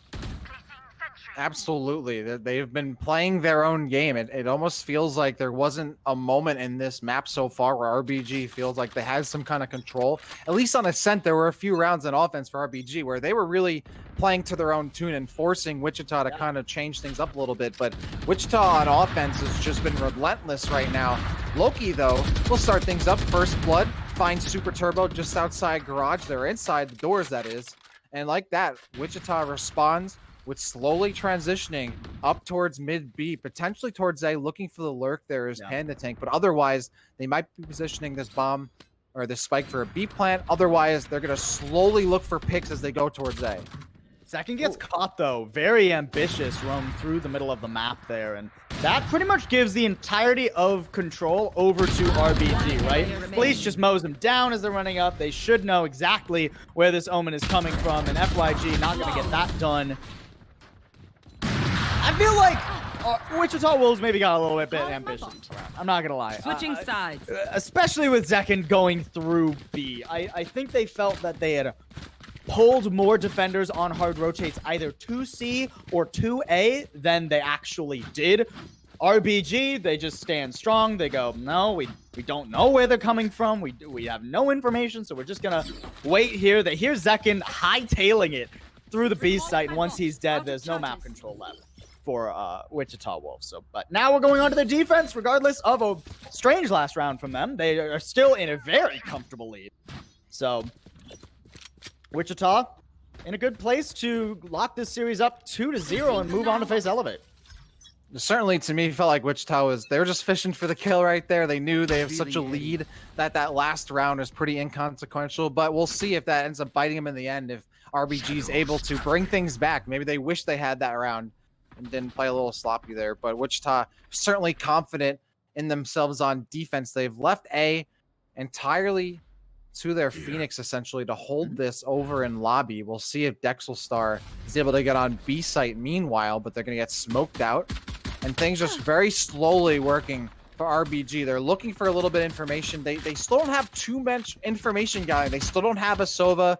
They're kind of just playing with what they have, and it's very little, especially as they try to make their way through these smokes. Bleach now going to get in, throws the curveball on the right side, sees that Zekin is super low, but doesn't see Panda Tank sitting on the platform. Loki does, and will trade off. 48 seconds left on the clock here. 4-on-4 situation, but a little rougher here for Wichita as Zekin's already pretty low, 32 HP. We'll see if they can get back onto the site, waiting for the potential flank in a pinch situation coming from their Phoenix as they push in through garage. Super Turbo's going to be able to clear out garage here, and once they know they have garage control, they can 2-2 this push back in. Go right through the smoke. Super Turbo checks left, doesn't find anything. FYG finds Dexel in the meantime. Jankler covers their right corner and gets rid of Loki. So finds Zazzy. Will they be able to get rid of Kool-Aid as well? It's hiding behind their... Oh, no. Unable to hide behind the turret just in time. And it looks like they should have just a couple seconds remaining to get this defuse off, and they do. 10-3 now for Wichita, with Jangler covering Super Turbo coming through garage and gets the 3K to finish off that round. Overheal is such a strong ability on pistol, man. Being able to heal yourself up to 150, headshots don't even matter to you. And you can take even body shot duels very effectively there. Jangler, the agent, Reyna, used perfectly. And I feel like the post-plant positionings probably could have been a bit stronger. I think if you're going to give up garage control, right, and you are expecting for the defending team to come from that whole right side of the C site, you want to have somebody playing down long so you can have like a pseudo crossfire with your player playing back box, playing plat, right? So instead, RGB were just fully on the site. Now they're going to have to go for this second round. They are once again losing the pistol on a half they really cannot afford to. A heavy lean towards the C site. And not a great start. FYG looking for more. Only gets Zazzy there. But then Jangler gets rid of Kool-Aid, and just like that, they run right in and catch this this Wichita Wolves squad off a little bit, but it's a majority losses on their side. Just a great response on the trigger there from Wichita. It's Dexel by themselves. What a beautiful paranoia there coming out from FYG. I mean, loses his life, loses his gun, sure, but sets up his team to easily take the rest of this round. They knew that there were at least 2, probably 3 members in garage there. Paranoia clears out so much of garage. Excellent read, excellent work, and excellent call from the Wichita Wolves. And this is now a dire situation for RBG. 2 more rounds and they're out of here. Unless they can do something to stop Wichita. But now that Wichita is in the driver's seat, on defense, they've still looked so strong. Like you said, the pistol rounds, but now this is the test, right? This is where both teams will have some rifles here. In fact, it's not even entirely true. FYG is still calling on the Sheriff, that is. We'll see on defense how well that works, but yeah, it's it just should be a bonus fine. round for them. Just the right? bonus round. Yeah, they're chilling. You just want to make this round as expensive for RBG as you can if you're the Wichita Wolves. This swing is going to determine how much expensive it is. Oh, wrong angle. Great dismiss, too. Oh, and then there's Super Turbo, finds Dexel peeking out, looking for the Reyna, and then Jangler gets rid of Loki after that initial swing. And that was just a fight at window that second can't take on their own uncharacteristically, but Kool-Aid and Bleach now fighting up a river without a paddle, down 2-4. They do have the spike, but they're caught out by this Killjoy utility. The turret finds them, they know exactly where the push is coming, but they don't know that Bleach is still sitting in B site, who's going to be looking to try and get a lurk in and try and get a couple kills. Waits, gets FYG, tries to get some more. Super Turbo gets Kool-Aid first, though, so they can't get in time to help out. Kool-Aid catches Super Turbo using utility, but Panda Tank is there in time to trade. It's another defuse for Wichita, and now match point to put themselves 1 more round away before they face off and elevate in losers finals. Yeah, the problem with that lurk there from Bleach is that you leave your Killjoy all alone against potentially 4 players. So, yeah, well, he is able to get the 1 frag onto FYG. The second they know where the Phoenix is, they're like, hey, we can just rush onto the site. We'll have a 3v1. The chance we lose that is minuscule. So then they easily wipe off Kool-Aid, take control of the site, and they know where Bleach is coming from, too. So not hard to lock him down on what becomes a retake. And now we're on match point, 12-3. Holy moly, Wichita looks so damn strong right now. And look at this beautiful stack. They even expect that some people are going to try and get feisty over towards that C side. 3 players stacked up for it. The Reyna hiding in Cubby right there. This is nasty, and we're on a force buy for Wichita. You know, the Blade Storm's out, gone, and that's a player dead. That is, you hate to see it from Dexel. The Blade Storm early paid off earlier on this map, but all it really did was give an opportunity for Wichita to strike an even deeper blow on this RBG squad. They would love to have had that blade shot, try and get things back in their favor momentum-wise in this round, but they don't have that available to them. Now the lockdown comes out. Super Turbo and Loki are going to trade, but now Bleach trying to push up onto the site, doesn't find anybody. Hand tag rotating over while FYG from the shadows is going to be moving on as close as they can to re-enter, but they are down a player. That's going to be hard. If they're able to get a little bit of a 1v1 here and pick up a kill before both players are in position to hold all these angles, they can. But at this point, RBG already has all 3 angles to hold. Panda Tank now going to move up here. They get paranoid from hell, and that continues to force back Wichita before getting onto the site. Time is ticking away. Bleach sneaks out towards the smoke, doesn't find anybody until they get FYG on the site, but Panda Tank's able to trade. One-on-one situation. Panda with those 2 kills, forcing out the Rolling Thunder, has to, and that should stop them right in their track. Zazzy with the 3K off the ult, and that'll be another round that RBG stays alive. Such a dicey round for RBG. Beautifully played, though, all things considered, considering how their economy was, considering how far behind they are with 12-4. I loved the call from Zazzy. Yeah, it's rough to try, to have to use the Rolling Thunder in a 1v1 to win a round at the very end of it, right? But there's no other option for Zazzy. You can swing out, but if you risk a 50-50 on a swing right there, you risk losing the game. So you commit the ultimate. It costs you a lot. And actually, with an aggressive swing here, it's going to cost both teams a lot. What the? That's just a bloodbath out B. Holy. This is certainly a throwaway round for Wichita. They had a bunch of sheriffs. They're really just trying to force it, get any kills they can, but they're looking forward to having all rifles the next round for sure. This is still doable, though. RBG has not planted this spike, and Jangler's been in worse situations. Can certainly come through with the lurk, but it's going to be a little bit of a task to take down both of these players. Does have an Empress, does have all their utility ready to go, has the dismiss, has the Leer. So once they just need that one single kill, and the rest of the 1v2 is in their hands. Keep in mind, Jangler came up this way because there's an alarm bot there. Knew nobody was down long from the site plant, and should know that these players are undoubtedly coming from CT. The flash available does hit Zazzy. I mean, you have so many flashes right here. There's no reason Jangler should be able to win. What? No! Jangler looking obscenely clutch there. The lurk was doable, the clutch was doable, and Wichita seals the deal with a 13-4 scoreline to get themselves a spot against Elevate in the losers finals. Congrats to them as they take this series 2-0. Zazzy still had 3 flashes. I feel like you could have used those, RBG. I feel like there was an opportunity for those to come on out and give you an advantage, right? Wow. All right. But no dice for RBG. They're going to lose that one 4-13. And Wichita Wolves, now they get to run it back against Elevate, who in Wichita Wolves premiere in the Valoramen Cup, they lost to 1-2. Elevate and Wichita actually also both hungry for revenge against last round's save, who knocked both of them down to the lower bracket 2-0 handily. So this next match is going to be pretty spicy, Dak. Absolutely, and you'll be able to be covering it. You're doing the 3P tonight. Good luck to you, man. I really believe you can do it for sure. If anyone can do it, you can. You're gonna be seeing more of that action for sure. This was a great set, but yeah, Wichita Wolves will be facing off against Elevate. We still have 2 more sets to go here.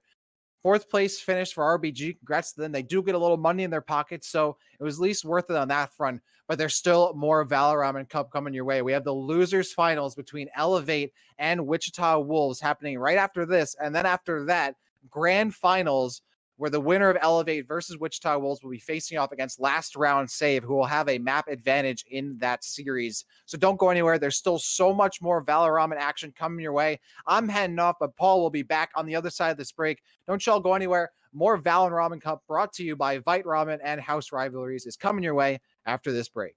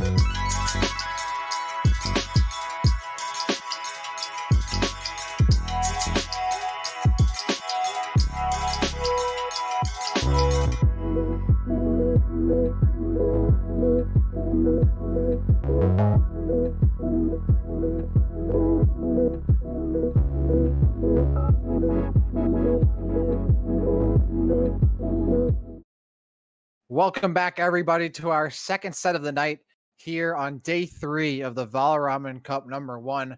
I am Dak alongside Beatdown. I lied, I'm sorry. Paul will be joining you all for the third and final set for grand finals, but we have to figure out who's getting there first to face off against last round save. We have 2 maps at least coming your way. It will be Ascent and Haven, and I'm joined by Beatdown to bring you all the action. Beatdown, how you doing tonight?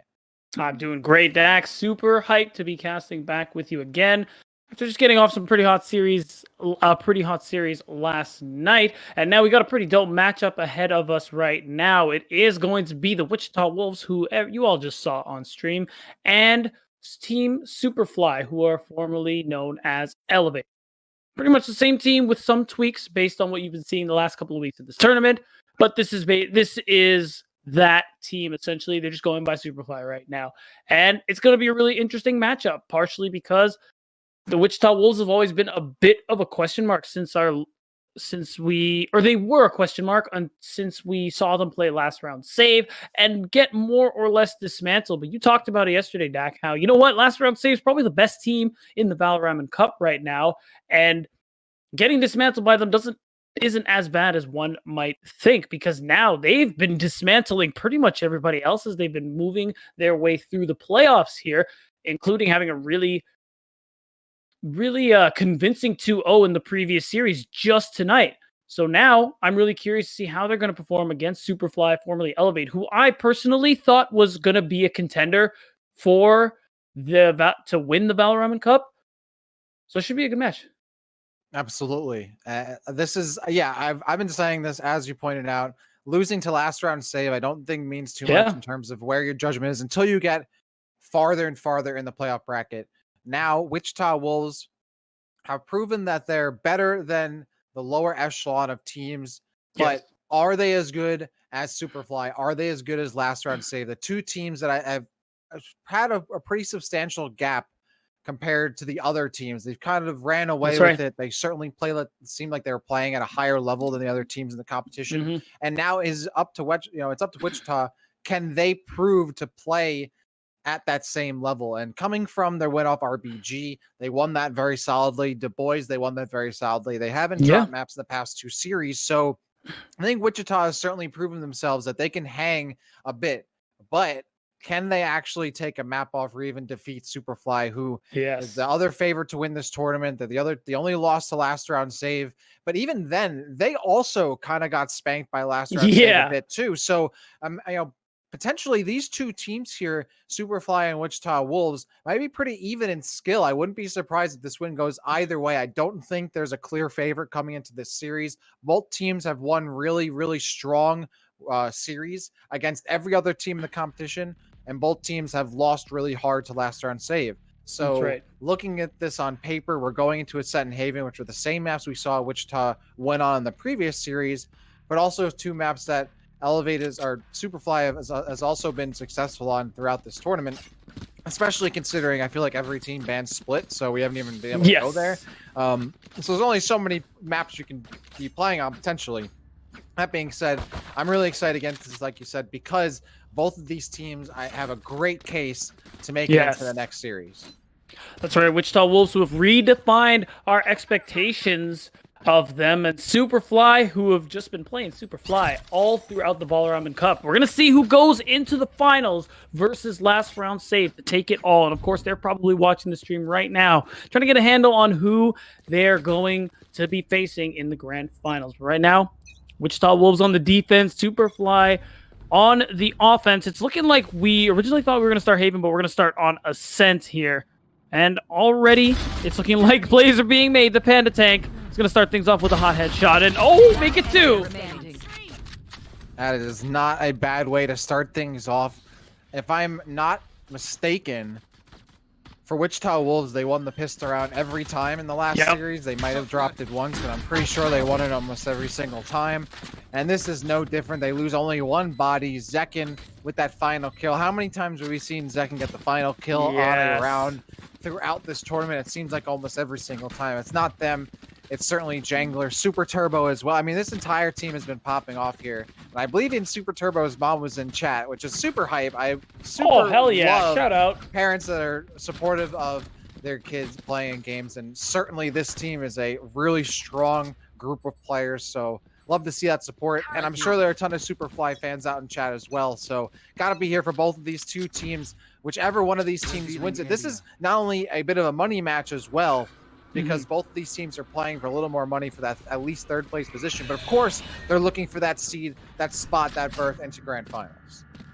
And we're going to see how this one plays out. You talked about Zekin, who's just been exceptional, in particular, standing out amongst all of the Wichita Wolves, despite how good the rest of the players are. You talked about Zig, Super Turbo, and the rest of them. He has been an exceptional bright spot for this team, picks up so many kills, is so confident in his ability to roam that his team sends him off on these insane flanks, and he always wins out on those duels, sometimes even in 2v1 scenarios. And when you have someone like that on your team, it just gives you so much space and so much time.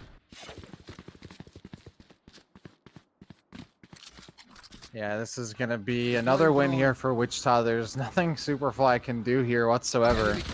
And this is... I would have to say, just, wow, what a round here. Wait, yeah, did they just... dying. I'm not sure what that was. I feel like were they all stacked on B on the defense?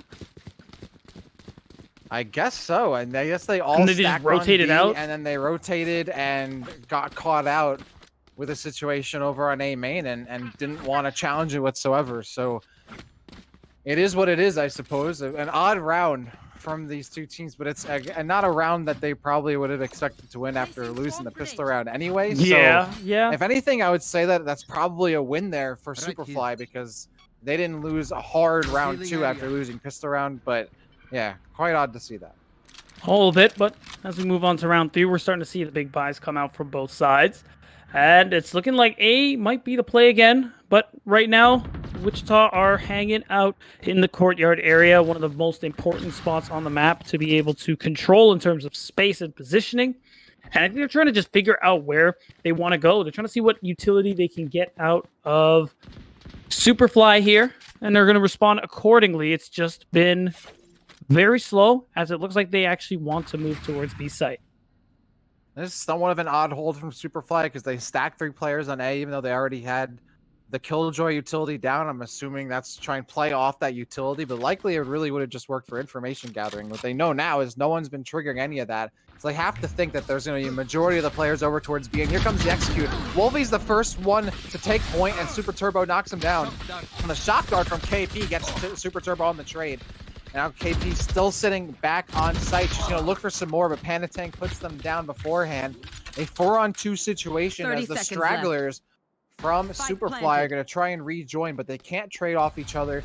There are essentially no good angles to take onto the site here, and there's still a bunch of utility left to be used by Wichita that this looks like it should be a hold. Yeah, it's so tough. SuperFly not really able to rotate because they have zero control around the mid part of the map, and it made it so easy for Wichita Wolves to be able to get onto the site. And now they have this 4 versus 2 hold. I don't even think you try this if you're SuperFly.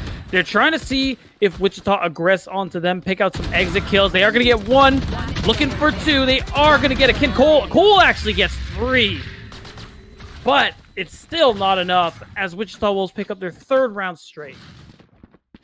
Yeah, that's just a battle of numbers there, essentially. Yeah. As long as you have more, you can trade off. And Jangler, another clutch factor for this Wichita Wolves squad. Gets in position to make sure that there are just too many angles to hold for those last two players as they try to re-enter on the site, and makes it essentially impossible for SuperFly to try and get the retake. So now a 3-0 lead here for Wichita as they start things off on offense, looking extremely strong and going for another stack towards A, which it looks like this defensive squad for SuperFly is more or less in position to receive. Yeah, they ended up reading the offense correctly, but we're going to see how it goes. Super Turbo with the run it back. Ends up going through all the Killjoy utility, so now the team can just run right through as Jangler gets one. Cole is going to respond, but the rest of Wichita are going to simply dismantle SuperFly. KP is all that is left. Sheriff in her hands, and there's only so much she can do against 3 members. But listen for the spike plans and maybe try to sneak out a kill here. But it's looking like she is going to back up a little bit. Get some info with that recon. Is going to try for the wall bang. If she had an AR, maybe. But again, Sheriff, not so great. AP, there's no real way to enter onto the site, as you said. And it was a good job there by Cole initially hiding in that corner to try and pick off a number of bodies. And FYG did not check their right corner. Gets picked off as a result, but the rest of Wichita immediately turning and picking up a couple kills. And so far, SuperFly really having some trouble in the retake scenario. And I think Wichita has recognized that, and they're just forcing these quicker. They're stacking and forcing quick plants to put this SuperFly squad into a scenario where they have to retake. And so far, Wichita has looked very strong at holding those off.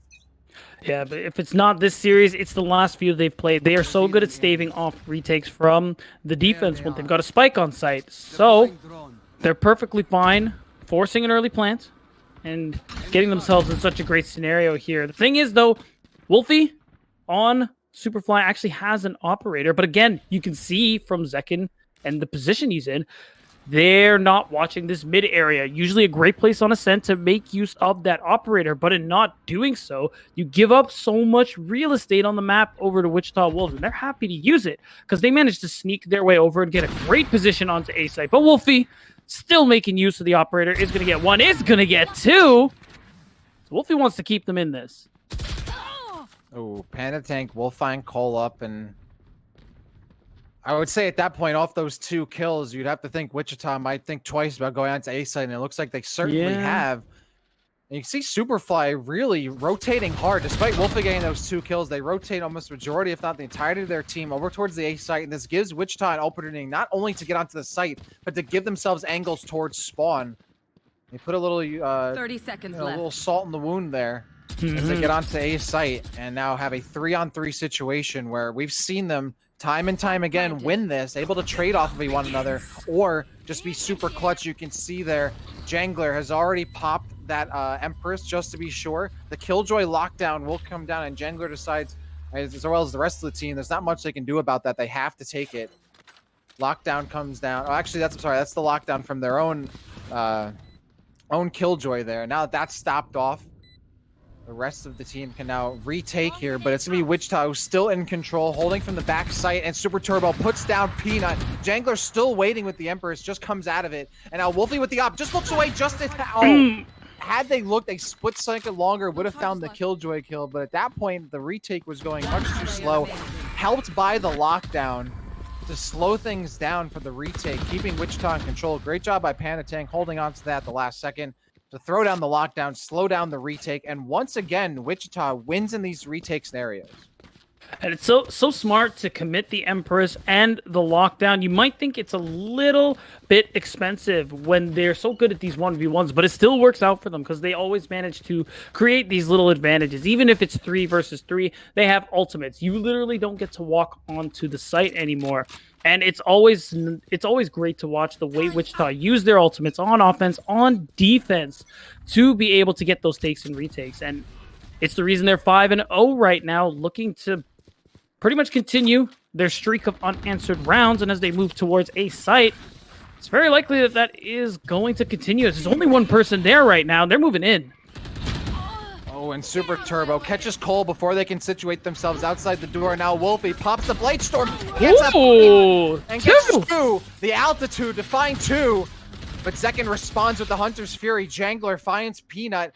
A 2-on-2 every single time. It seems like Wichita takes a ton of fire. They're still able to even the odds and keep themselves in the game. The spike will go down, and both players from SuperFly are entering from the same angle here. Zekin should be able to get a shock dart off and then an angle to hold from a mate. We'll see how this retake goes. They failed so many more times previous. Wichita just has it on lockdown. One in hell. Putting off now. Jangler was able to really get a trade from Zekin, but Zekin waits just in time, and that spikes in the perfect position to Zekin to play off of. Time is ticking down here. Zekin peeks again off the fake, and he knows what pros do. Zekin gets the 3K as Jerk tries to play with him with that fake there, but another 1v2 situation won by Zekin, set up there by Jangler in hell. That's another sixth round, unanswered rounds here from Wichita. And it's just unbelievable. And even in situations where Wichita, on paper, really should lose it out, it's Zekin. The dude is unbelievable. He doesn't lose those duels, even those disadvantageous scenarios. And it's just such a great thing for Wichita Wolves to be able to lean on occasion. And, man, it's so hard. Like, how do you beat that if you are on the side of SuperFly here? And it feels like they can't at the moment. But we're going to see the... Empress is going to come out from Jerk. She's going to have to get a kill if she wants to refresh some of that health. Jerk is going to slowly move through here. So low on the HP. This might be a bit unfortunate for SuperFly 2 compositionally. It seems like the composition is a little better suited for being on offense in the initial take of a site, but I think that's why we're seeing some struggle on the retake, because they have the jet, but that's not anything to like really deny area or do damage or chip damage. The Killjoy not as affected. The Reyna really needs a kill to get going, so they don't have, you know, a Raze. They don't have a breach, which would be great. I think a breach in this composition other than the Reyna or the jet would be really great. I mean, some kind of means for them to get onto a site safely and guarantee crowd control or area denial, which they really don't have aside from smoke. So, and maybe the occasional shock dart. Now, KP though, putting their foot down with the Odin kill on Panda Tank. Zekin will trade on Jerk. 4-on-4 situation here as the lockdown comes down from Cole. Wolfie with the pickup on Zekin, but it's FYG for the 2-piece and Super Turbo to put a bow on that gift. 16 seconds remaining now as Peanut removes FYG from the server for the moment. 2-on-1 situation here as the spike has not gone down yet, but Peanut has, I believe, just a paranoia, if that, I believe, to get onto. I don't even think they have that. Just to get onto the site, just the smokes. So no paranoia to re-enter onto the site here against the Reyna and Phoenix. Peanut is going to end up running into 2. Oh, this is going to be so tough for him. And as soon as he peeks out, Super Turbo says off with his head. As that's another round. 7 unanswered rounds here for the Wichita Wolves. And I got to agree with you. I think SuperFly's composition probably is a little bit lacking in the utility department. That's the thing with running 2 duelists and not having enough actual area denial. Like, Jet is okay for that because she still has a smoke. She still has the ability to trade with the operator on defense and dash out. But I'm not seeing that from SuperFly. I see Wolfie make some pretty decent trades with the operator, but is not watching and controlling those really most sought after areas of the map here.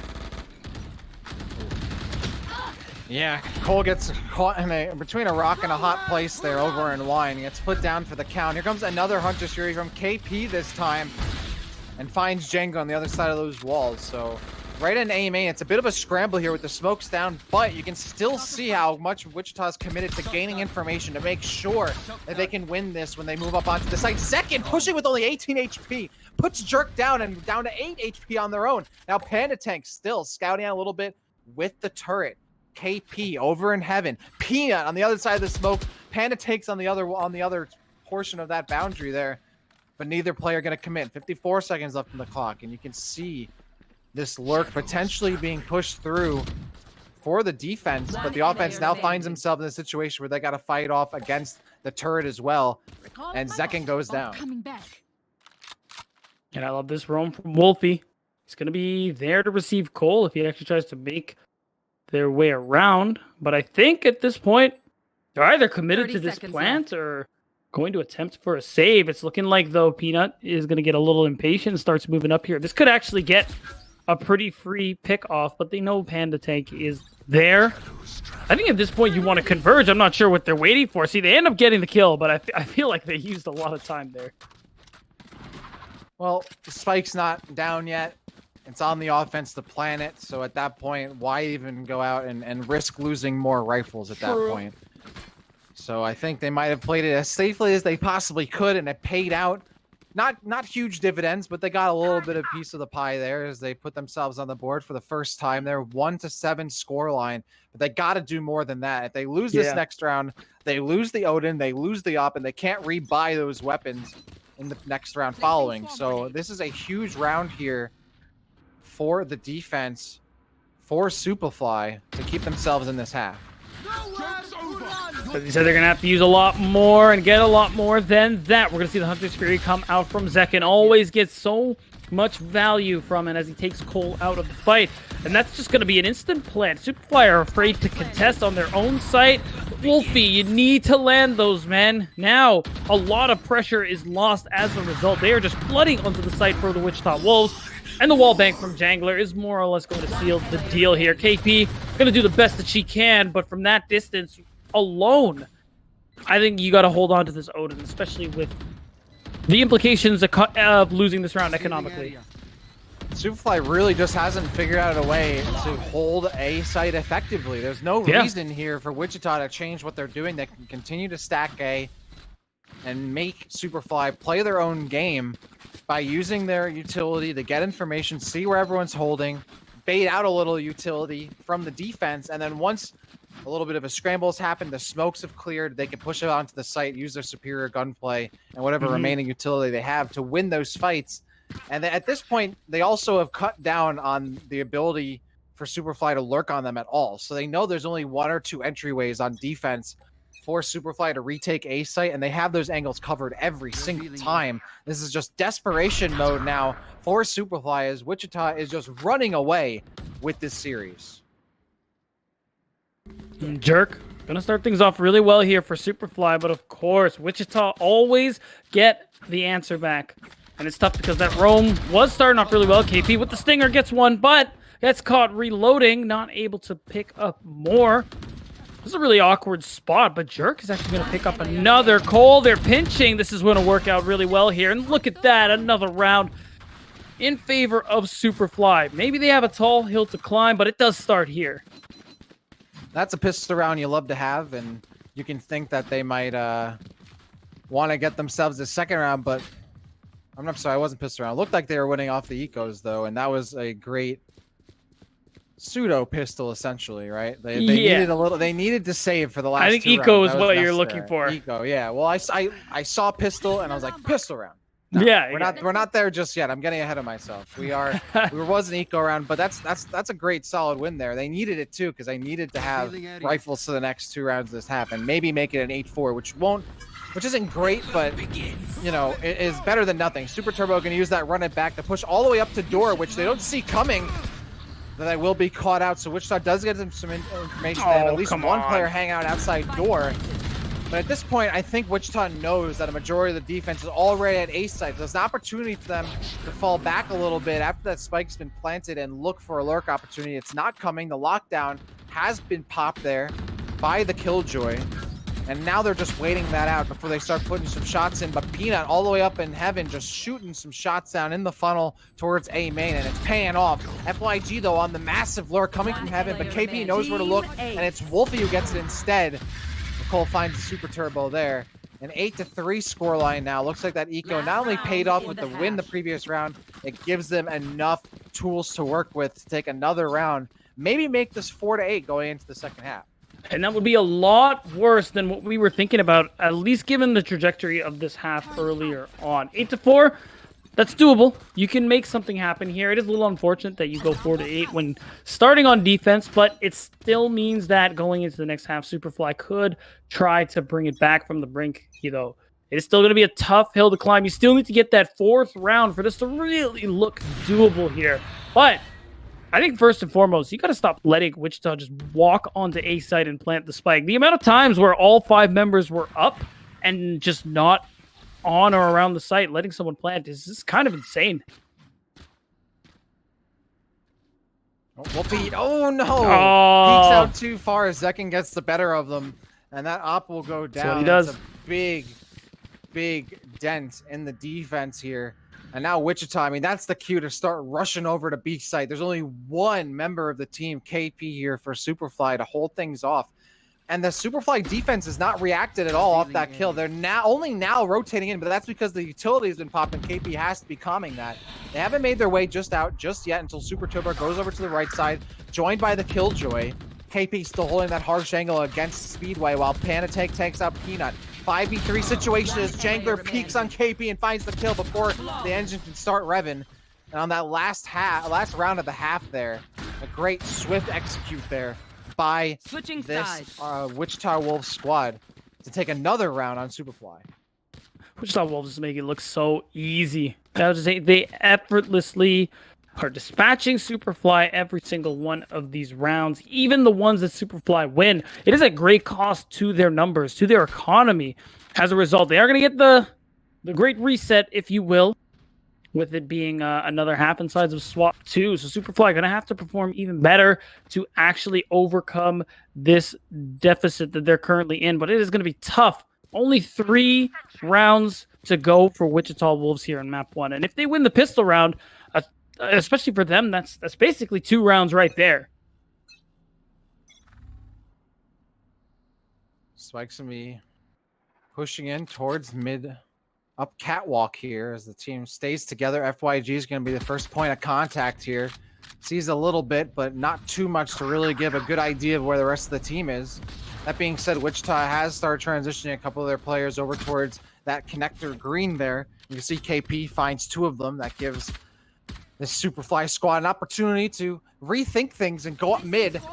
And they are going to do that. There goes the bot. Given that now Wichita knows they're pushing up mid, they're going to hard transition over. FYG sitting in spawn, shooting some shots into smoke. Doesn't find Pater, but it's Panatank who does, as well as Jangler. Gets another 2 for Jangler. A 5-on-3, 5-on-2, 5-on-1, 5-on-none situation as Zekin gets the final 2 kills and wraps things up neatly for Wichita Wolves to give them the 10-3 scoreline. And just as always, Wichita Wolves performing exceptionally on the pistol round. It's going to get them such an easy win here. Only 3 more rounds till they win this map. I said it last time, but I mean it this time for real. 13 is the number. And again, you got to imagine after winning that pistol round, Wichita Wolves are going to have an easier time winning this one too. They got the full armor. We're seeing some Spectres come through, and with their aim, they would be fine with some classics, if I'm being real, especially if we look at the likes of Jangler and Zekin. Now up A main, it will be Zekin who's on Heaven watching that with the Ghost. Dodges the paranoia, throws out the AL drone, and going to see if at least one player moving in through the smokes. That's the full rotation coming in from Wichita. They know where it's coming. Zekin finds KP, falls back, looking for more to try and come up on him through Heaven, and they're falling into the vacuum. Sucks it right in and gets the shot off. Wolfie goes down as well. That's 2 for Zekin now.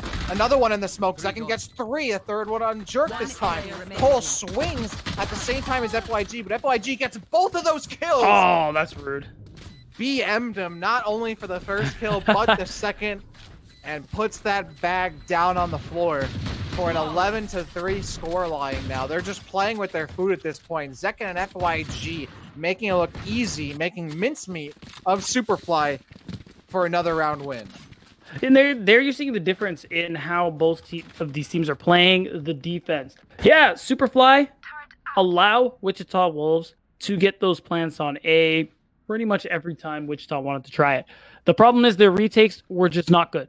It never ended up working out. They couldn't actually get the right angles. They never sent anybody on a flank, and it just didn't work. Wichita Wolves, on the other hand, they let you retake A site. All right, cool. Now we're going to come back in, and they win every duel they're in. It just feels impossible to beat these guys. It just feels so oppressive. And now that's honestly a good word for this map here. 11-3 as we're going into round 14 or round 15, excuse me. It's a tough spot to be in if you're SuperFly.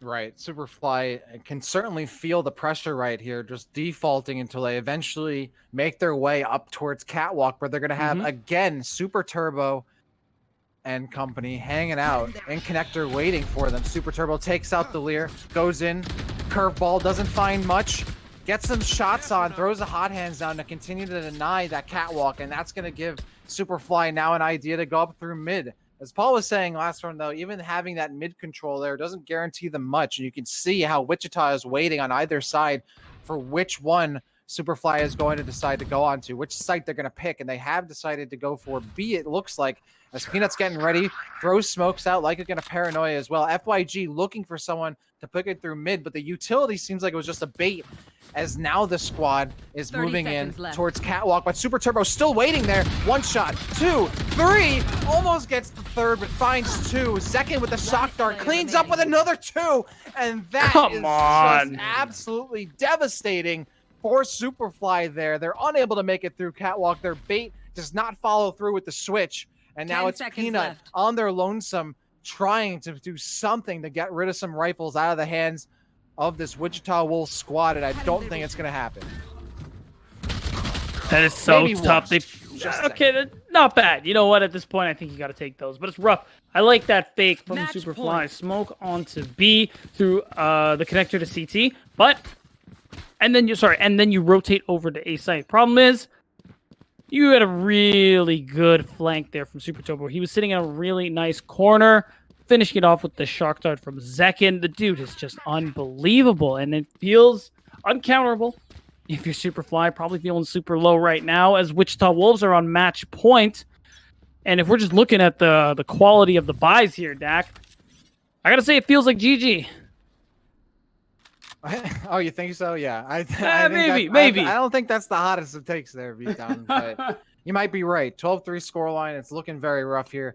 Zekin again positioning themselves on Heaven. You can see Killjoy utility hanging out towards B. And Jerk actually able to get onto the site and finding out there's no one really there, but that's a lie. Zekin is really waiting there for someone to step up onto the site. And you can see Super Turbo is as well. Super Turbo's been playing this position perfectly the entire map.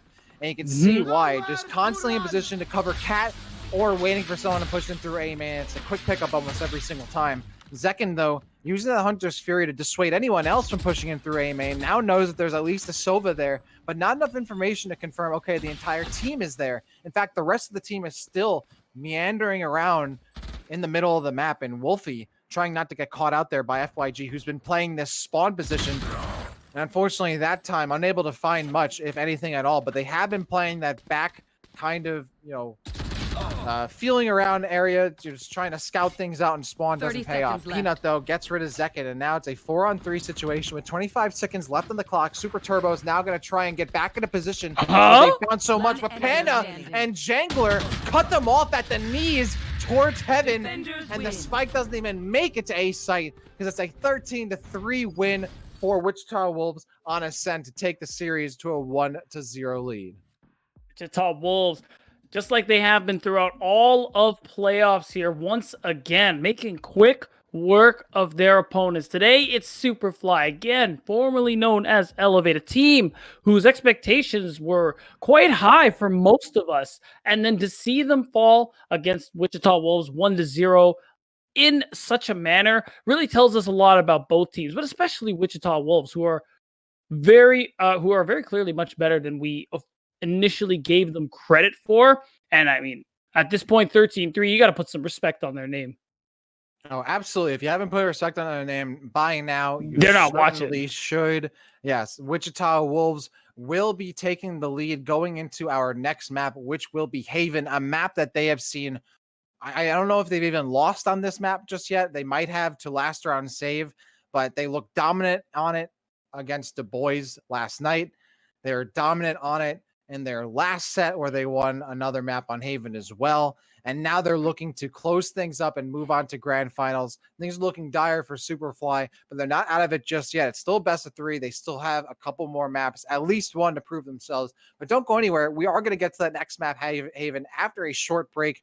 So don't go anywhere. More Valoramen Cup number 1, day 3 lower bracket finals coming your way. just after this short break.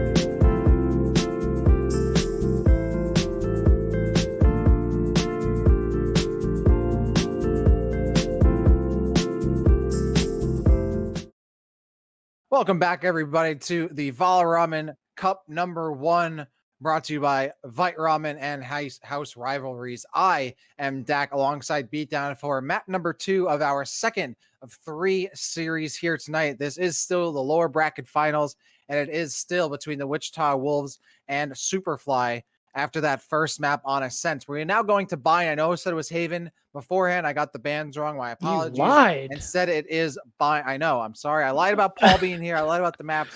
I don't know what got into me, but you're out of control, man. I know. I'm sorry. Well, thankfully, this is my last cast, so it's all good. But Or is it? Or is it? I've no idea until it happens. But we are going to Bind for our second map here between these two teams. Beatdown. We've seen what Wichita, we've seen what SuperFly have to offer, and so far it's been Wichita's series. They've been in full control, and it looks like they are ready to take on last round save. Gotta admit, though, I mean, this will be their second of potentially 3 sets in a row today. So I have to imagine, even if they do make it to last round save, which seems like they might, if they do, I gotta think that a lot of their stamina has been used to just make it that far. So with last round save having the map advantage and then not having to play all day, whoever faces off against them is certainly going to be in quite a spot to really keep up. But if anyone can do it, it seems like it's this Wichita Wolves team here. They really haven't missed a beat. They haven't, missed a stride here. They're continuing to push forward throughout these games, and they're looking really solid. I think, well, you're definitely right. It's going to be a little rough no matter who ends up making it to the grand finals to face last round save. At least, especially if Wichita win this map as well. What they got going for them is that I believe every series they played has just been a 2-0. And they seem like they have little to no problem dealing with other teams. We already talked about how they are not really having any problems dealing with the teams who are essentially, I think it's fair to say, tiers below them at this point. Again, throughout the whole regular season, the 3 weeks of round robin play, we always thought that it was between Elevate or SuperFly rather, and last round save. Now, Wichita Wolves have showed us they're in that tier, so I think the only one who could really challenge them, actually make them sweat, drain a little bit of that mental energy. Well, at this point, it's going to be last round save, because so far it seems like they're having little to no trouble with SuperFly. Absolutely not. And, we saw in that previous map, a lot of it came down to Wichita forcing SuperFly into retake situations. That's where they felt strongest, right? Getting onto the site and then playing to hold it and making it so that SuperFly has to retake, no matter whether they're on attack or defense. So I'm anticipating seeing a lot more of that. And it actually looks like, again, we didn't swap sides in the maps here. So it will be this Wichita Wolves team on offense first again, which I think has to be daunting for SuperFly because of how successful Wichita has been on offense, especially on these pistol rounds here. As they push up onto the A site, Cole with first blood though on Panda, gets flashed, continues to shoot though, can't find more, and second puts him down, but it's Jerk who gets 2, Jerk for 3. Super Turbo will find Wolfie and take him out, but gets caught reloading by Peanut. And it's 3 bodies that stay alive. A nice start. It is just pistol round, but a nice start here for SuperFly as they get a slight edge to start things off against Wichita Wolves. I think that alone has got to feel good. You starting off on the right foot as SuperFly, especially with how rough that last map of Ascent must have been for you. So winning out this pistol round and most likely being able to convert that into a second round, that's got to feel good. I think you can breathe a little bit of that sigh of relief. It gives you that little bit of confidence. Like, you know what? We're still in this. We can still get a lead. We can still hold a lead. So especially as long as they can convert this round into a win as well, I think it does bode well for them going forward here on Bind, because you know what, Valorant can be quite the momentum-based game, and if SuperFly can really get something going for them, they could get a decent lead. Oh, KP gets the peak first and shuts things down over at C long. Meanwhile, over at A, we still have a little bit of an entry protection or entry possibility here coming from Showers as FYG's hanging out there alongside the Phoenix. They're going to push up a little bit here. As Wolfie is unable to... Oh, what? Wolfie just shoots right in and finds Super Turbo immediately as they enter the cage there. And then Wolfie again on Zekin continues to fire and almost able to clip a third brain there, going for the scalp.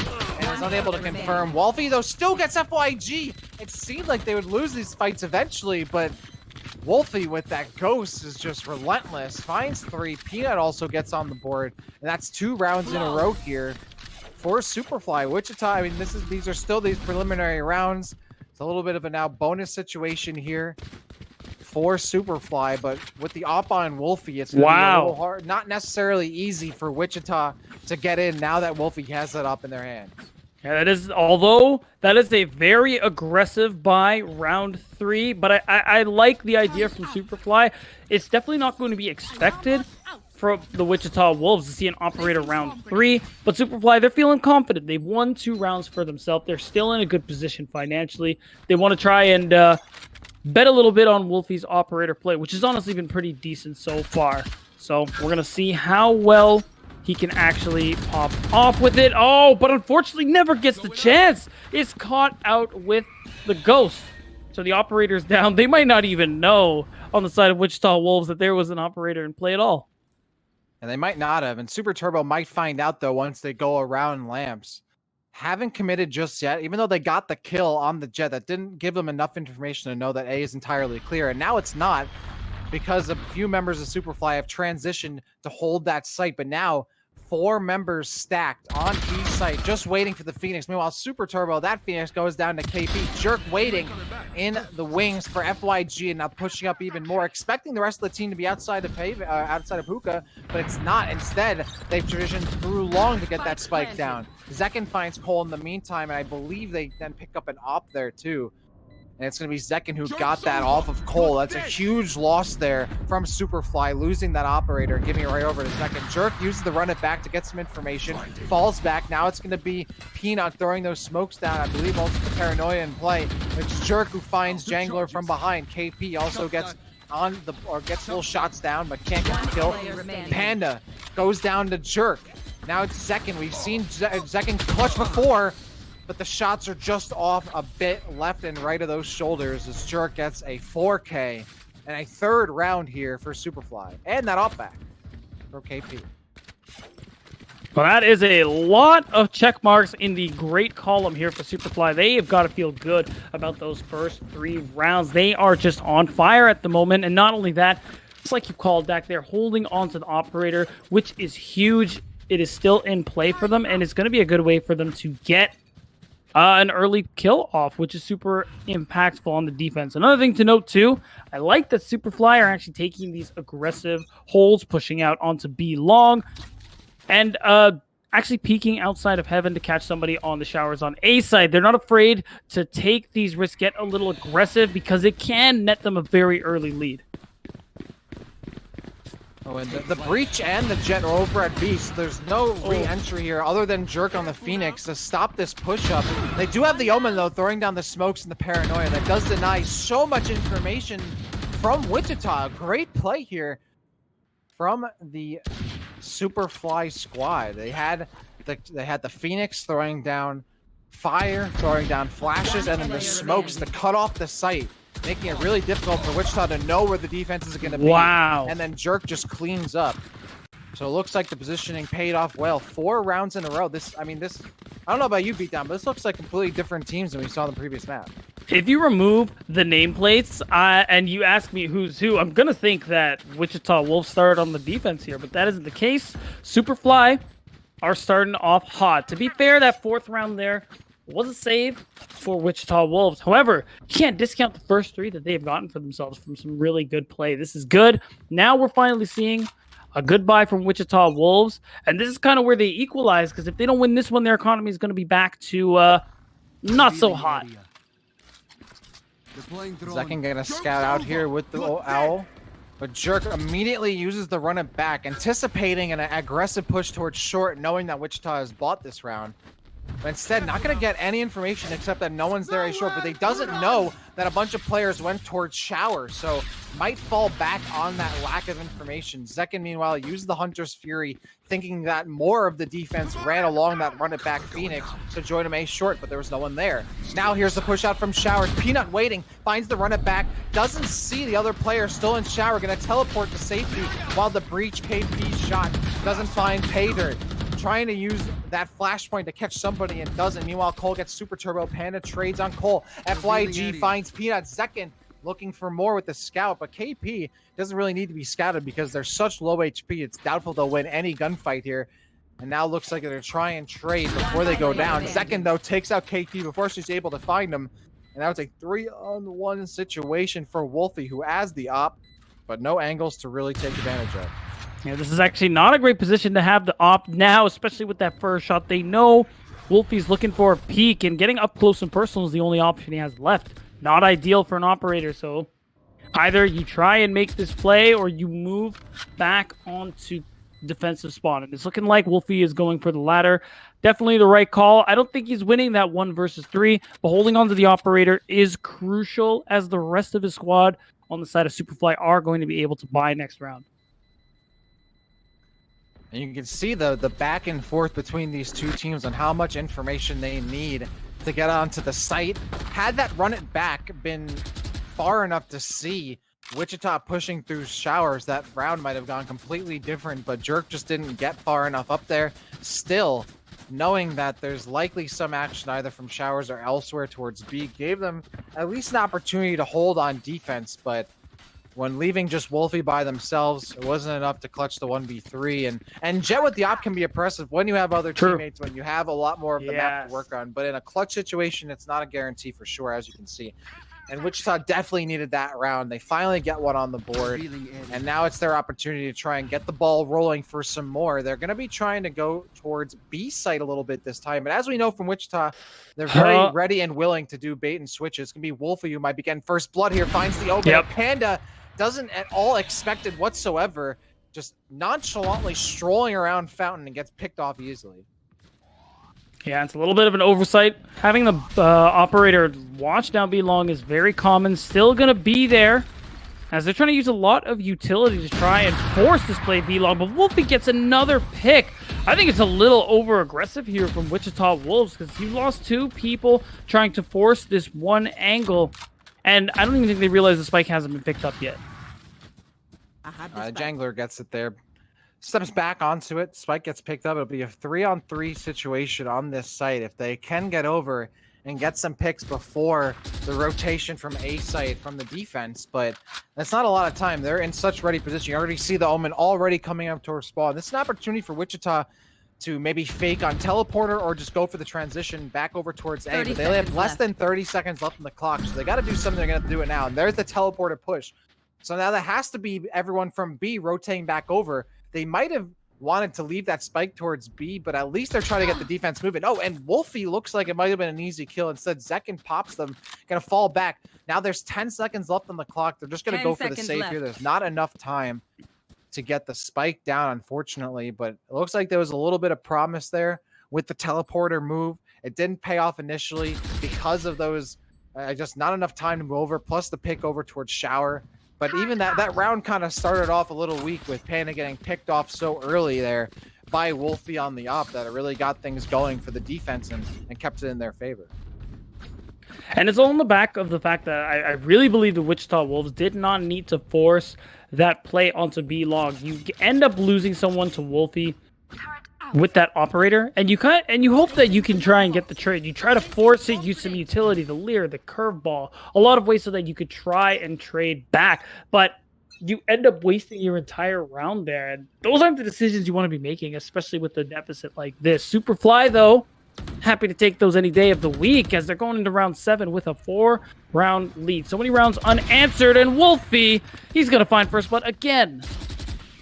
And Wolfie still has that Blade Storm too, and there it is. Pops it at low HP, helping them get out of dodge there just in time. Gets hit by the Rolling Thunder, though. I believe by their own teammate there, KP. But they're so low, it doesn't even matter. KP still looking for more. Jerk gets put down. Wolfie, though, with the Blade Storm, finds Panic Take, and then Jangler as well. Zekin trying to keep things even here. The Killjoy lockdown comes down. KP, though, finds Zekin, who is super low. And then KP, again, she's popping off that Rolling Thunder to disrupt the push from Wichita Wolves, and now a 6-1 scoreline. This is, again, I mean, I was definitely expecting after that first map, Wichita Wolves to try to run away with this early, but the fact that they only have 1 round on the board so far is definitely surprising me. This is such a good look for this SuperFly squad because they change things up compositionally. They're looking really solid on defense. Wolfie isn't even top fragging, and I feel like they've been the MVP, the star of this defense so far with the op there. And so far, this team is firing on all cylinders.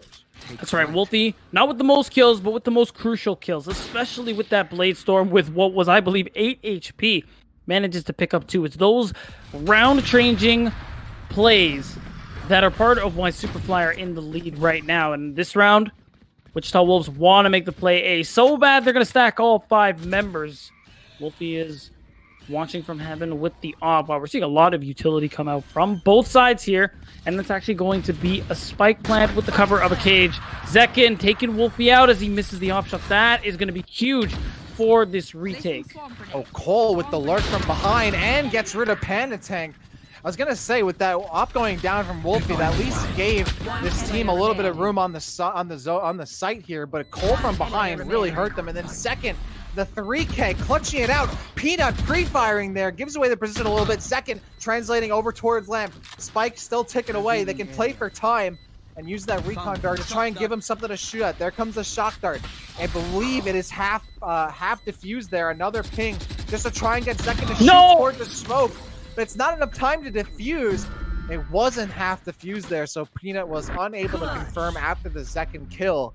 And that's a round there. Even though Peanut stays alive, they don't walk away with a round win, and that's a very chaotic and scrambly win. They take out Wolf's op, they go on. Jerk wasn't available immediately with the op of their own, but did get some kills within second. Even the odds with 3 straight off that corner angle to put a one-on-one situation that they could play for time against the spike and win it, even if their body went down in the meanwhile.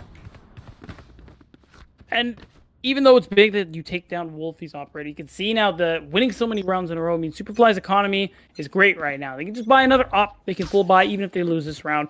They should be able to full buy again, and that's the nice cushion you get off winning so many rounds here. Wichita Wolves gonna have to play like that at least one more time here, but these are still closer rounds than we are expecting. Wolfie, though, again, first blood, as we're gonna see the run it back come out from Jerkin. Oh Jerk. my god! Jerk and Wolfie get on the board real quick. Yeah, Jerk, just an instantaneous reaction there. Super turbo in quite an unfortunate position. Really no leverage to get onto the site, especially with Zekin now going down. They can't get away to save their rifles, so they're gonna try to take away as many rifles from the opposing team as they can. Cole shuts them down after 1 kill, and Wolfie still has that op. I believe there's another op still here for the defense to use.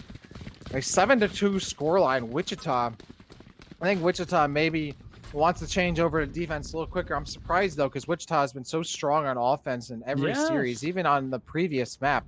And now you can see they're topped off entirely for ultimates. You have to think they're going to use a few of these throughout. I mean, they're going to have to use all 3 of them throughout the next 3 rounds. I'd like to think Zekin is probably going to use it in conjunction with something else. They might not have every single round to use these, but you got to think that they're going to use these ultimates to secure wins in these last 3 rounds and pop as much as they can to get it. Well, I hope so, because if not now, when? They have been sitting on them for a while.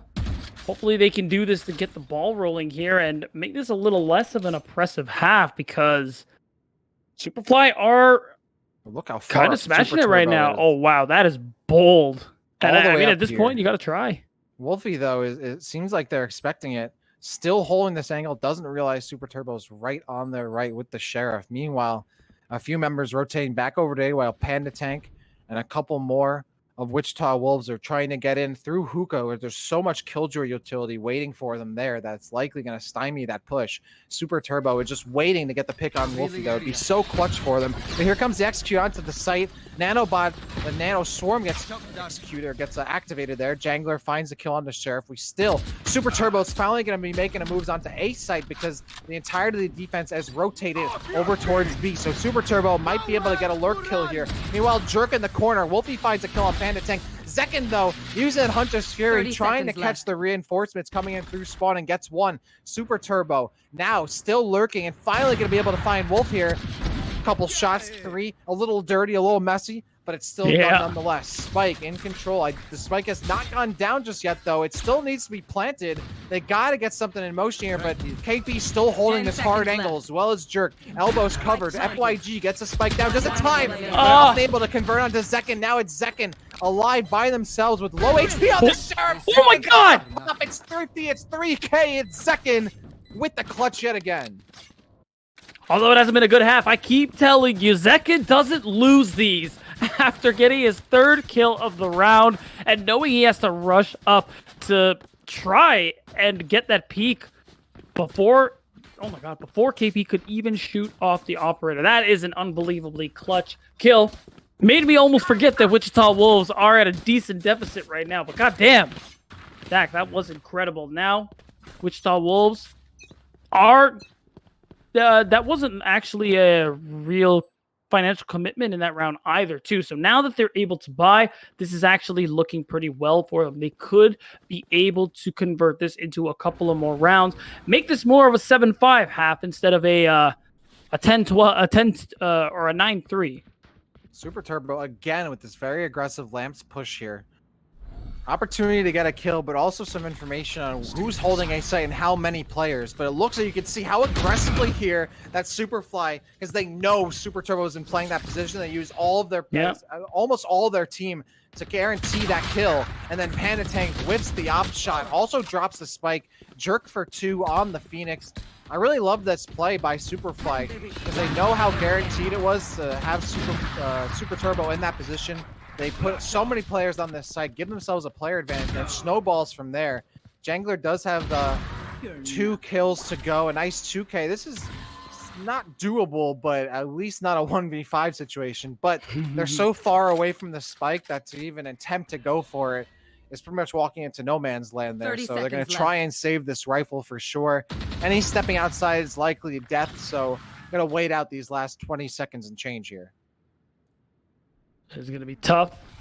It is going to actually get a little bit aggro and try to do something here. But beyond maybe 1 kill 10 seconds onto left. Jerk, I don't see a whole lot of anything happening. But Jangler actually does end up getting it. And that's going to be pretty solid. You take out a couple of rifles and you manage to hold onto your own for Wichita Wolves. But it's 8-3. As we're getting towards the end of this half, SuperFly are just running away with this map. Yeah, Wichita has been able to get around in here and there in a scramble and a pinch, but it doesn't seem like any particular game plan has found consistent success. They haven't been able to really bait and switch the SuperFly team as much as they'd like to, as much as they've been able to play around with the previous teams. They just don't take the bait as hard. And not only that, they force Wichita Wolves' hand. I mean, again, that play onto Super Turbo was so smart. I doubt Super Turbo is going to make the same mistake twice, going all the way up into lamps. Now we have the run it back being popped, but it's Super Turbo is going to try and go for it again, this time with the run it back. You can already see the breach ultimate being popped before he even gets there. Goes to the middle of the map instead, middle of the site that is, and gets caught out, falls back, forced to do so thanks to that run it back being burned. Spike's now going to be pushing up through showers here, beatdown as KP throws out some more utility, looking for another player in lamps. Has 2 waiting for them as Jerks are now push up onto them using their run it back. Gets in for there's 2 there, and now you're going to see Wolfie rotating over as they have the information they need. And Jerk is going to use the Empress. So the spike is going to be down. All 10 members in the lobby are alive right now. Scratch that. Super Turbo picks up first blood. Make that second blood as well. Away with it? I don't know, but we're going to see the Blade Storm hopefully give him that divine punishment. He clearly deserves. Jerk, though, he's going to be the one to deliver it. That's going to be 2 kills for him. It is a back and forth, but Jerk is the only one left against 3 members of Wichita Wolves. And Jangler says, don't mind if I do. They're going to take their 4th round as we switch halves or switch sides. I love that from Jerk. Walking through fire, stepping on those coals to get through those 2 kills there. It might have been done in vain, but it was certainly worth the watch. And yeah, 8-4 scoreline now. So this is Wichita is certainly not out of it. They've kept things moderately, decently close. It's not something to close-ish go home and tell your mom about, but it's there, and it's certainly something to work with as they now are going to be on the defense. This is a team that will push aggressively, that will try to set the pace even on defense with some really aggro lurks here. But being down this much, will they play safer knowing that they're at a deficit? That is a really good question. I think part of the reason they're at a deficit is because of some recklessness, in my opinion, with some of the positioning they've been taking, some of the strategies they've been employing. So maybe they try to overcorrect and end up playing too passively. But we're gonna have to see. So far, it's looking pretty normal. On A, you have 3 in showers, 2 looking up short, and we're already going to see that defensive rotation as all of a sudden they're flooding onto A site. Big gets first blood onto Wolfie. We're getting trades back and forth, but Big is in the lead so far. Oh, but the right clicks from KP are clean. Wichita Wolves let the spike go down. It's a 3 versus 3. And we're going to see Zekin with the ghost. Definitely does a lot of work here. Oh, but Super Turbo caught while using the curveball. It's between Jangler and Zekin now. 2 people we know can clutch this one out, but will they be able to do it this time? We actually have the defuse. Going to throw out the hot hands, and oh, that's an easy one. I'm going to say, even if you didn't win the gunfights there was enough remaining Phoenix utility to keep them at bay. The hot hands there was just to seal the deal, to make sure no one gets that defuse off cleanly. Yeah.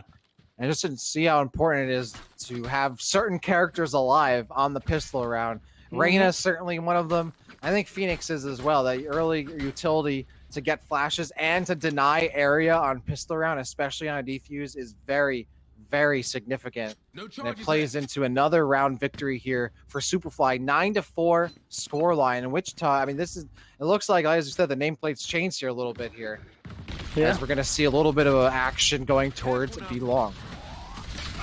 Oh, and action it is as Wolfie picks up first blood here.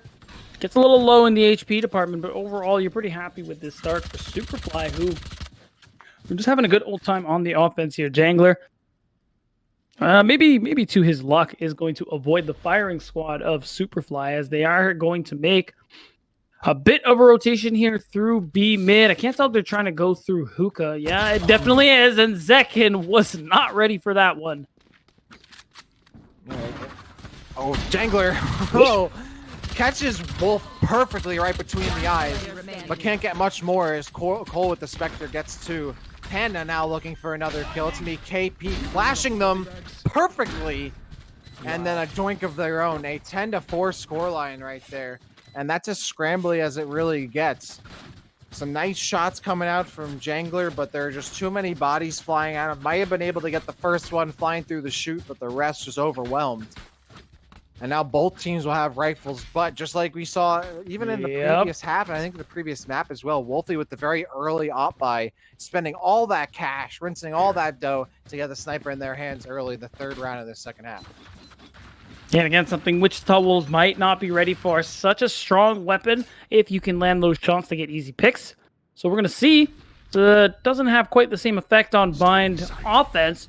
Wolfie's done some magic with that gun. Maybe he can make it work for them, but it's a 5-stack going through A, and a tank gets 1, gets traded. We're having trades back and forth. They don't know about the op yet. Zekin, doesn't avoid it. Actually does get taken down, but it's a 3 versus 2. Wichita Wolves rotating over from the B site as the spike goes down, and they're going to try to make a play. Wolfie very diligently watching Heaven, and we're going to see the Killjoy lockdown come through here. Oh, as Wolfie picks up another. This is tough. Oh, is actually going to bring out the Blade Storm, and that is going to be an easy round from SuperFly as they're going up 11-4. Dak, they're 2 rounds away from taking us to a map 3. Honestly, I did not think that round was going to go SuperFly's way at all. And it seemed like Wichita Wolves was playing really well on reaction against that wall from the Phoenix. And that was pretty telegraphed too, because the entirety of SuperFly like stomped and clomped towards lamps alongside that wall. So they had to know where the rest of the team was pushing from, but they were unable to get even when it seemed like Wolfie was unable to be able to get away from there with the op cleanly, still did, and turned around and got some kills to boot. So another round win looked like it was going to be Wichita's way. Instead, it goes for SuperFly. Really solid consistency here to stay alive in these rounds, and then get the first blood as Cole picks up 1. Cole for 3 with the Phantom. Against pistols, it's definitely not the not the most unlikely thing, but still cleanly swiping him down. Almost a collat there for Zekin, but Wolfie puts him down, even with a pistol of their own. And Panda Tank's the last to go down. Flawless victory here against Wichita Wolves. And now SuperFly on match point, 12-4, going to a map 3 potentially. This is now anyone's series here, Beatdown. That it is something we weren't expecting after watching map 1, but we're impressed by it nonetheless. SuperFly really kicking it up a notch and showing us that they can hang. They want to go to the grand finals as well, live up to those expectations they've had on them since we were in that round robin stage, just before playoffs began. So as we go into potentially the last round of half, SuperFly are just looking to take this home and start talking about map 3 here. Wichita Wolves, though, their first bye in a little bit, so hopefully they can keep themselves in the game here and somehow come back to end the series early.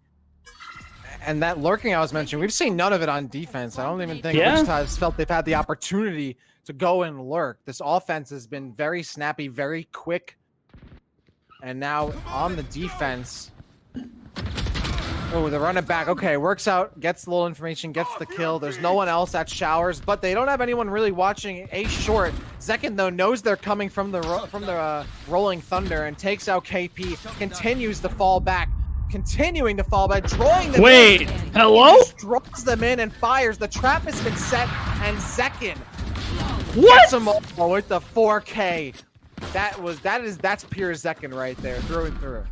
Yeah, jiggling the hell out of his mouth because he's definitely as hyped as I am about that play. 4 kills in the round with very minimal HP, even dealing with Wolfie's off to top it all off. Wichita Wolves, they don't want to go. They don't want to go to map 3 just yet, and now that is really good for their economy here. They are pushing for overtime. They got an op in play on their side as well, and who better to give it to than Zekin, the guy who has been popping off for this team, left, right, and center for the last 3 weeks. It's going to be in his hands watching down B-Long. Well, he may not get as much of an opportunity as he'd like, but because they're going A. But we have an early first blood from KP, a trade from Panda. We're still kind of in this here, but FYG picks up Cole, helping out his teammate here, which is really clutch, as now Wichita Wolves have the advantage. Minute 15 left on the clock. You can see the Sova now. Zekin going back over to B. They weren't entirely sure that it was going to be an 8-side push. I don't think they know that the spike's still in Showers. And still, Wichita is meandering outside the site, waiting for a full commitment. And out here comes out with Peanut double smoking Heaven while Wolfie holds the spawn connector. But they don't know that there's a little bit of a push on the left side. Are you and kidding me? Zekin has the Hunter's Fury. And off Jangler gets one. And then Panda Tank goes down on the off trade there. Jerk throws the run it back, but just barely misses. Zekin coming in through connector, turned around a split second before Zekin popped out. Now it's Jerk gets the kill on the Jangler at the end. It's still match point. Wichita Wolves, though, refuses to go down without drawing some more blood, and they get 2 rounds in a row. And the money situation looks so good for them still. Luckily for SuperFly, they've been doing so well for so long, they can still full buy here. Even if they lose this one, I actually think they could still put out a decent purchase into the next round here. So Wichita Wolves, they've shown us they're capable of bringing it back, running it back, if you will. But they're going to have to do it about 6 more times, and that is a tough ass. Zekin, watch it. B-Long can get a nice first blood. He misses. No. That is crucial. However, Jangler, luckily, another clutch player there to make the trade. FYG, just as clutch to do the same. So you know what?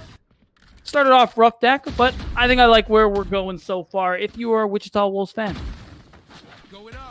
That's the worst, when you get a pick and you're trying to push back after getting shot at, and like there's a corner of a wall there, like your teammate body blocks you and you try to jump just frantically and die.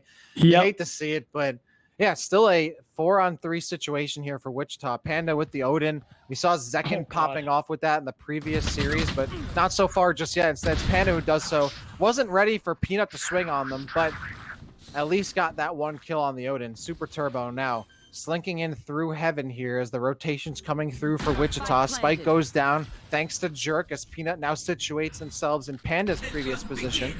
Just off to the right, that is.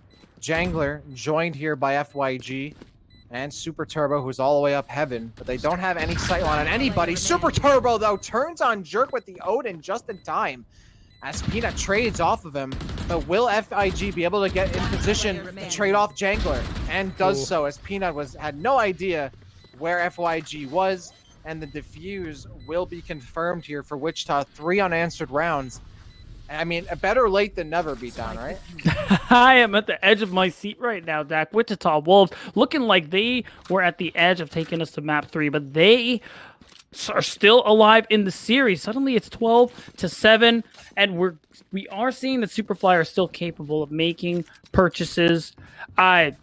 Again, like being on max loss, I actually think they might be able to buy for another round, but that's when things get really dicey here. Wichita Wolves show us they're capable of doing this over and over again. If they can consistently win it out and take us into overtime, damn, I might actually have to root for them for winning it all, just because, goddamn, that is the comeback of the century. Absolutely, and who doesn't want to see some OT Valorant, right? Oh yeah. Oh, FYG got flash. Zekin waiting for anyone to follow in behind him, and no one has done that just yet.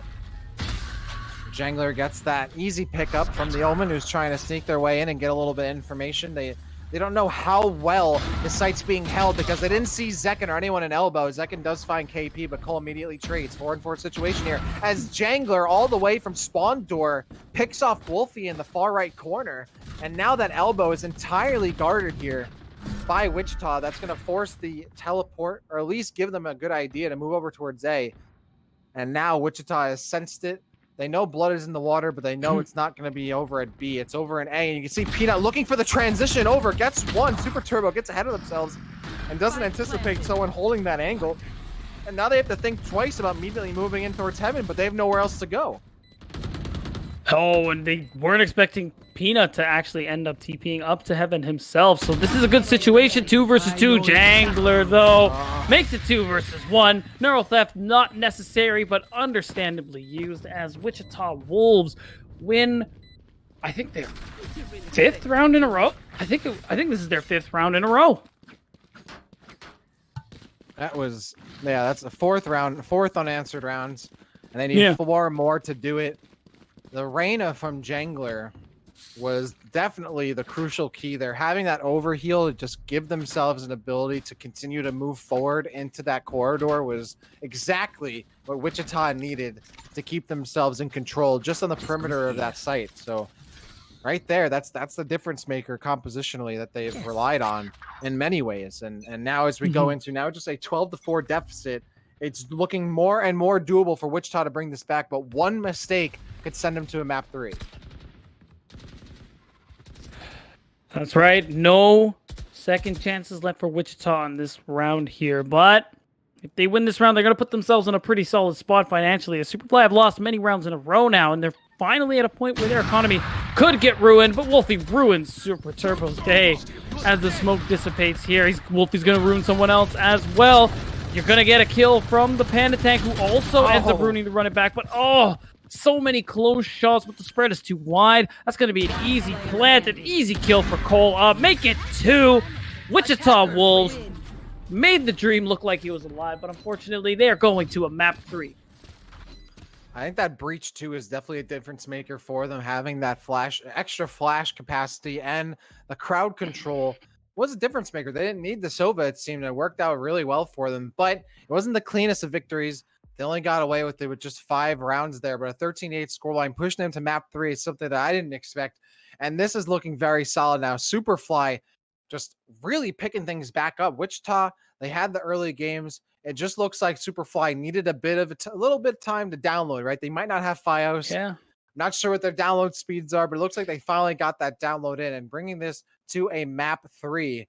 And it looks like we're going to have Wichita Wolves deciding on what that map 3 will be. And it looks like it will be Haven. They've decided between Split, Haven, and Bind. We're going to go to a very short break, though. But when we come back, this has been absolutely a fantastic series. SuperFly staying alive and then some, forcing a map 3 against Wichita Wolves, who looked like they were just going to run away with it so early in the series beatdown.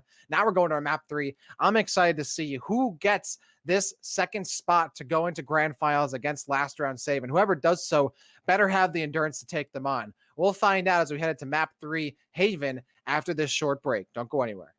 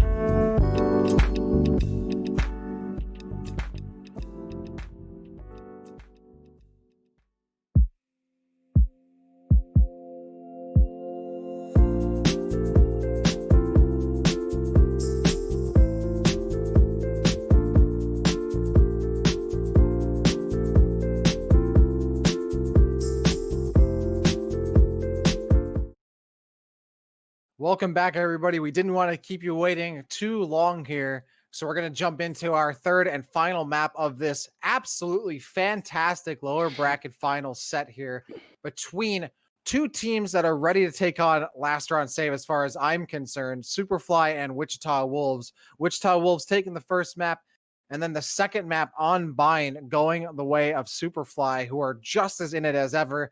And now we're heading to map 3 to decide it all on Haven, who will be going into at least second place and taking on last round save in grand finals, which is after this. So this is quite a battle for either team to not only play this set out and possibly even the previous set, and then another set in grand finals against the strongest team in the league. Beatdown, I mean, that's a daunting task for any team, but going into Haven, who do you think has the advantage? Well, I gotta say, I just think off the cuff, even off the back of a really good comeback round on Bind for SuperFly, I gotta give the edge to Wichita Wolves. You said it yourself when the series started, when we originally thought we were going to Haven first. Haven is a map they perform exceptionally well in because of how well they control space around the map. And on a map like Haven, of course, it is uniquely important across Valorant maps. And it's something they've just done really well. So I think they are going to take this one. We even saw them mounting a real comeback on the second map there. But I think now that they have, like you said, downloaded, I think they are going to be able to win it out on Haven. Again, best map. That's what I think. Yeah, I think the download finally came through there. Yes. But you're right. Yeah, this is a map that we've naturally thought really goes the way of Wichita Wolves, and you see it on paper, because in practice and in game it has gone their way. But I think if you're giving it to Wichita Wolves, I think I gotta give it a little bit to SuperFly. You know, their biggest weakness in that first map was their retake capability, which they absolutely fixed. They were much better on their retakes on defense on that second map there. That's true. And really, with Wolfie on that op, shut down so many pushes and was able to give themselves some leverage to get back onto a site without overcommitting and overextending and losing bodies in the process. So I don't know. I think right now SuperFly might be the ones to take this. And honestly, that might be at least what last round save wants the least, right? I'm sure last round save wants to face Wichita Wolves, who would be going into their third series in a row today. Yeah. That's a team that, no matter how good you are, must be playing on fumes at that point, right? So for last round save, they certainly might want to be facing off against Wichita Wolves. That's something for SuperFly to think about. If they can, this is going to a map 3 now, so they're already exhausting a lot of energy, a lot of resources just to stay alive in this series. But they did it in fashion in that last map. But if they win this map, that's 3 maps in a row on this series. Not as bad as how much time and play that Wichita Wolves have invested into today, but still, last round save certainly has the advantage coming to this. Not only that, they have a map advantage too. So whichever team wins this, they got to still keep some energy on the line. They got to still have something left in the tank to take on that next series. I think last round save might be the most worried about against SuperFly, because on the last map, they were looking really solid beatdown. That's right. And I think going into this series too, if you're last round save, because you're very likely watching this as well, you're kind of expecting Wichita Wolves, with how well they've been playing the last couple of days, to really just take this one. So I'm sure that's where a lot of their focus, their investigation, if you will, is going towards. And now SuperFly, who I think they played a grand total of 1 time, are someone who they may have a bit more trouble dealing with. So I do agree with you. I think it's going to end up being the worst matchup for last round save, but either way, they do have the map advantage. They do have the fact that they are just hanging around and waiting for the grand finals to start. So that's the beauty of coming from the winner's bracket. But this is the loser's bracket finals right now. SuperFly versus Wichita Wolves, fighting for the spot to verse last round save in the grand finals. It's going to be SuperFly starting off on that defense here. And I think this is going to dictate the pace of the remainder of the series. If you ask me, defense is so important here on Bind. You talked about retaking sites after the spikes going down. That's going to be really important here as well. And if SuperFly could show us they're capable of doing so, I think they can start off this half really well and actually snowball that into a win. We'll see how it works out for these two teams as we get things kicked off here. It is our third and final map of the lower bracket. Get hyped for it. because everything will be decided here. Who will be facing off against last round save? We'll find out after Haven is finished off here. We do have on the red side on offense, it will be Wichita Wolves for the third time in a row starting off on offense. And Jangler for another time in a row getting the first kill on the pistol round. Peanut, though, will trade with Super Turbo, but a 4-on-3 situation here as Zekin flanked through Garage and picked up 2 easy ones without anyone seeing him. And now because he knew he went through there, he might have even gone through B a little bit, knows that that site's open, they can transition right through the middle of the map, just running, don't even have to check any corners to get over to A. Yeah, and they are just running right through it. Zekin trying to see if they can catch somebody on rotation, but it's looking like they are rotating through defender spawn. So this is a tough situation to come out from if you are SuperFly. 2 versus 4 Wichita Wolves.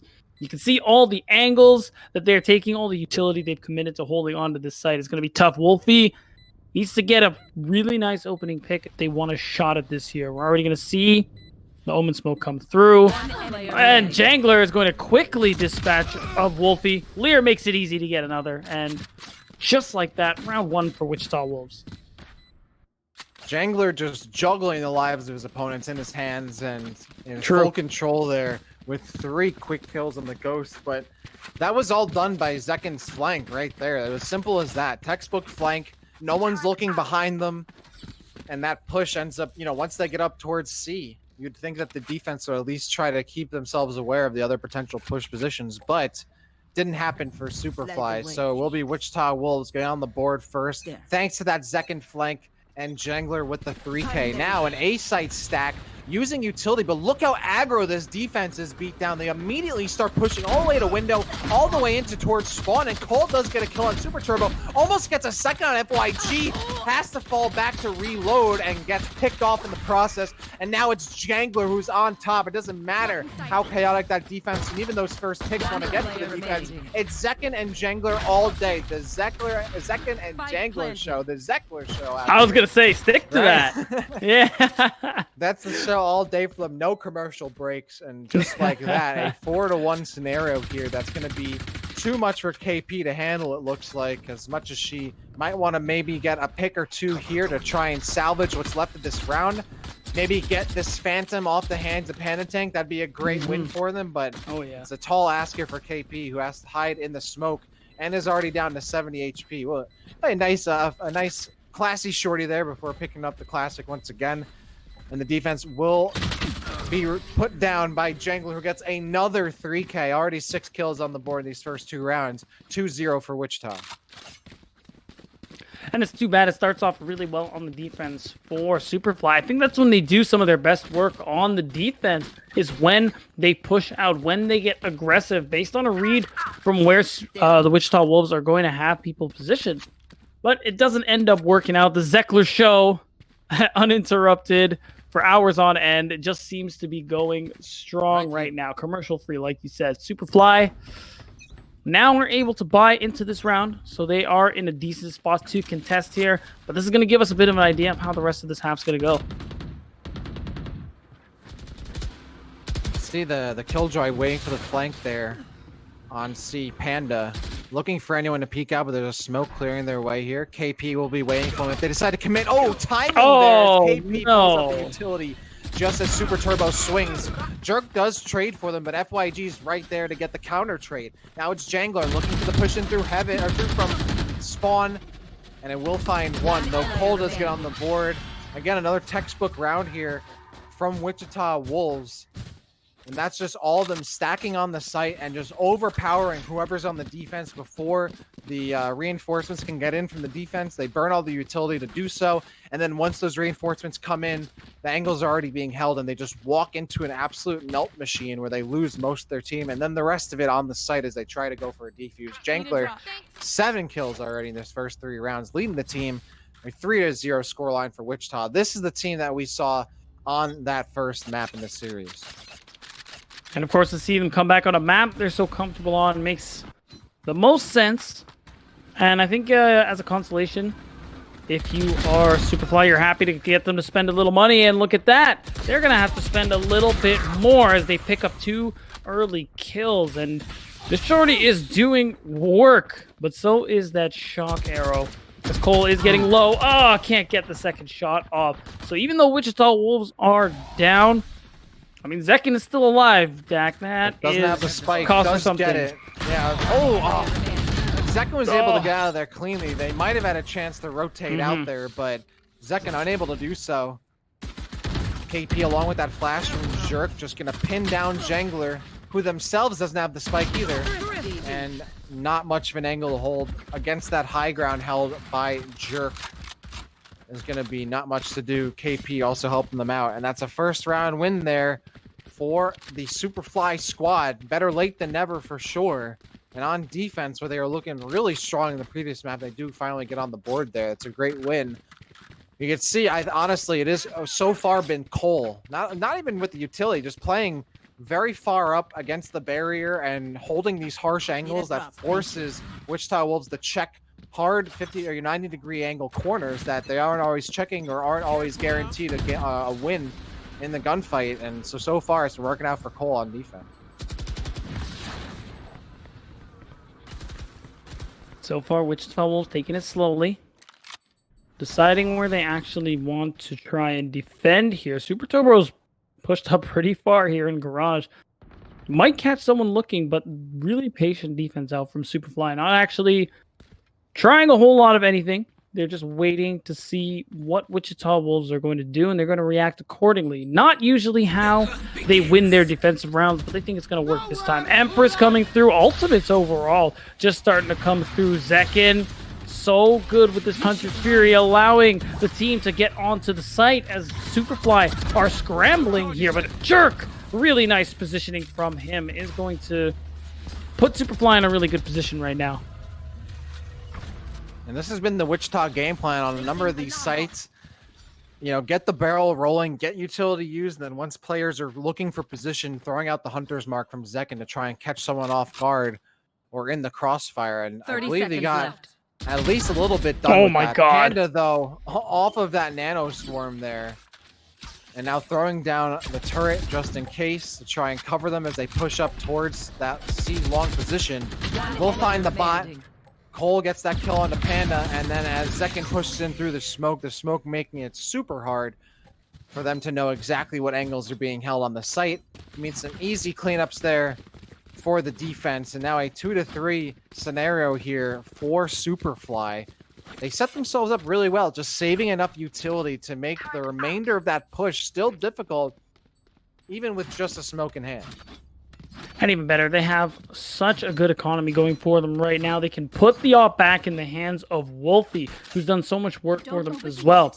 Not only that, they have some pretty strong ultimates ready to go in this next round too. So even if they do lose the site, they do have some ults for retake. But Jerk, he wants to use his ult right now. Actually takes out the Panda tank who is holding the spike. This is actually going to be a really rough chance of grabbing the spike again, because the rest of SuperFly have rotated to basically sit on that spike because they know they have to come back and get it. Zekin is out of the round. Jerk with his third. And just like that, Wichita Wolves are at the verge of getting tied up right now. That was just so perfectly Beautiful. Executed there. That's how you use the run it back.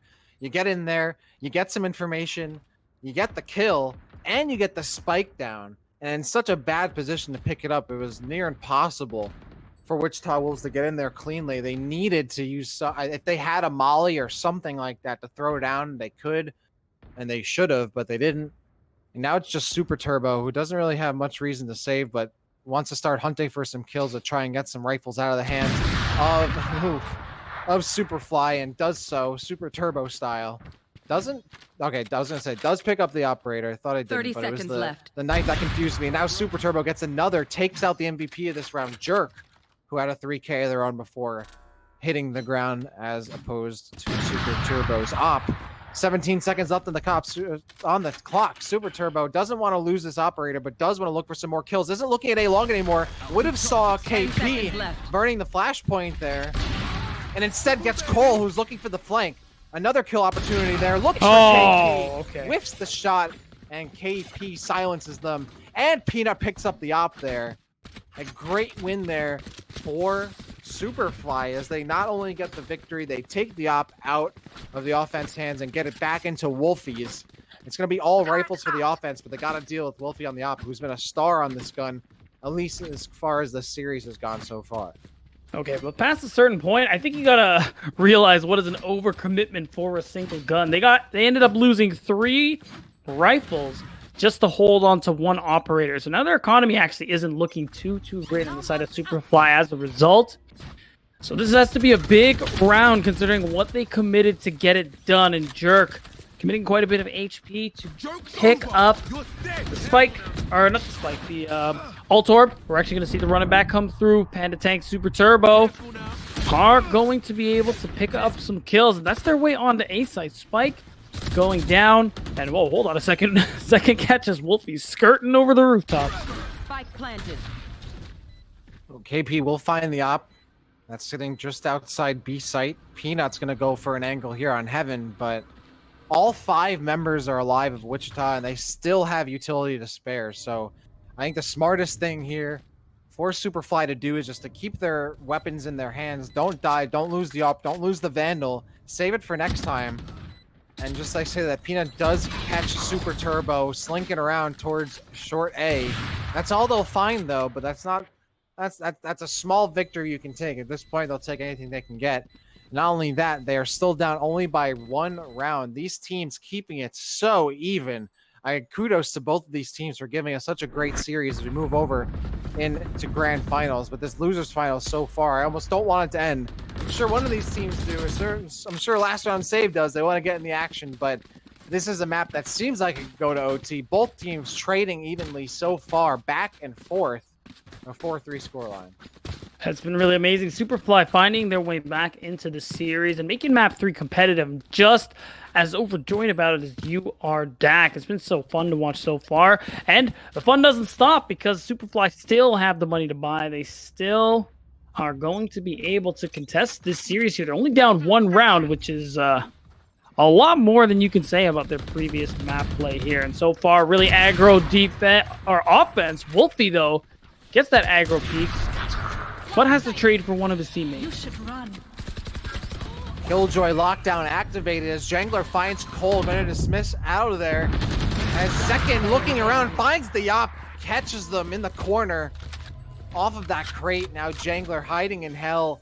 It's just KP to try and get some work done, but KP is not even going to try it, just waiting potentially for some exits here. Actually can't even do much because they were stuck in the lockdown.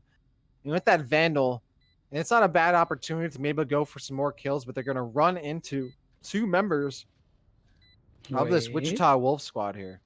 Maybe at least one. It's going to be Jangler, who's hanging out in Connector, looking for KP on that entry, on that exit frag, that is, as a spike ticks down. But KP says no, she's not going to have any of that. Going to hold on to the Vandal and back off while Jangler waits and waits and waits for no one to come through into their crosshairs. But that's another round win here for Wichita. They'll take it and increase their lead to 5-3 here. Not doing too much, only burning a lockdown to do so. So utility-wise, very economically efficient. And Zekin just getting on the board, swinging hard with these rifle kills and making it pay off. That's what he does. Not the highest on the board right now, but it's always between him and Jangler. The what'd you say? The Jeckler show? Is that what you said earlier? Zeckler. Zeckler. I said. Zeckler, yeah. You're right. It was the Zeckler show. These two doing so much just in terms of pure numbers for the side of Wichita Wolves. But when you have Jangler on a pick like the Reyna, you do want all the kills to go to that agent just because she's so feast or famine here. So now they're going to take a lead going into this next round as Wichita Wolves are looking like they're mixing it up this time. They're going to push through Garage and potentially make a play C. What they don't know, though, is KP is hanging out. Oh, just through C long. Gets the Panda Tank. He got a little greedy there. And you see 2 members in Garage here where the spike is, just waiting it out. They might get pinched from behind by Wolfie, though, but Wolfie's going to hold the angle. They're holding up. So not going to be too egregious pushing out with that. Super Turbo jumps out of the window, and that falling accuracy gives them trouble as they try to take on KP, who wins that outright. Now FYG still lingering in Garage, looking for some kind of swing. Wolfie gets there first and takes them out. 52 seconds left on the clock. We're a 4-on-2 situation here for SuperFly. And now they're looking for these exits. Going to be Zekin and company hanging out in the wings, waiting to try and get some kind of exit here, but it looks like this is all SuperFly's round here, unless Jangler and Zekken, the Zeckler show, can get another encore here, but I don't know if they're scheduled in for that. 30 seconds left. 30 seconds left, and Wolfie watching the flank here. It's going to be really tough to actually get it done. They're hoping somebody peeks into them, but if you're on the defense, there's no way that's going to happen, especially because Wolfie watching this angle means he's fully aware that 10 seconds if they left. moved around the map, like they would see them, and they actually want to potentially push onto them. And it's looking like that is what they're going to do. They're going to try to pinch them before this round ends, just to see if they can waste some of their money, and they're going to succeed in doing so. Zekken does get one back. Zekken does get two, so that actually kind of sucks if you're SuperFly, because you lost 2 ARs just now. Yeah, a bit unnecessary. Didn't need to push up on 2 players that have been known to clutch, man down situations, player down situations, right? So like to go up on Jangler and Zekken of all players in that, you're almost guaranteed to lose a couple rifles there, and indeed they did. Wichita probably pretty happy about that, considering they could have gotten away with not taking anyone down that round. So yeah, it looks like we have a pause coming out here. I'm not sure what the reason for it was, but both of these teams at a stalemate here as we are 5-4 here on Haven, a map that, looking at it, this is Wichita's quote-unquote favorite map, right? This is a map that we constantly look to for them to be successful on. And right now, SuperFly is keeping up with them. 5-4, back and forth. You see Wolfie in these clutch situations with the op, pushing up hard. Again, Cole, I think, has been the star player so far on the Killjoy, not almost relying very little on their utility a lot of the time and just really outgunning their opponents here. But the pause is going to ice them potentially, as both teams now have to wait that out. We're not entirely sure what the issue is. A KP apparently claiming that their dog went a little wild in their bedroom while they're playing. It looks like they're ready to go though, so this will be an unpause. But sometimes the canines get a little wild out there, and nature calls. The wildlife in your house calls, right? That's why I always shut my door before playing games. Yeah, that's definitely the call. Even my dog gets a little bit loud, especially because he's a small dog, and you know how loud they are. They're oh yeah. What did you call it? They're yippers. He's a yipper. Yeah, yappers. Yeah. Yappers. Oh god, close. There we go.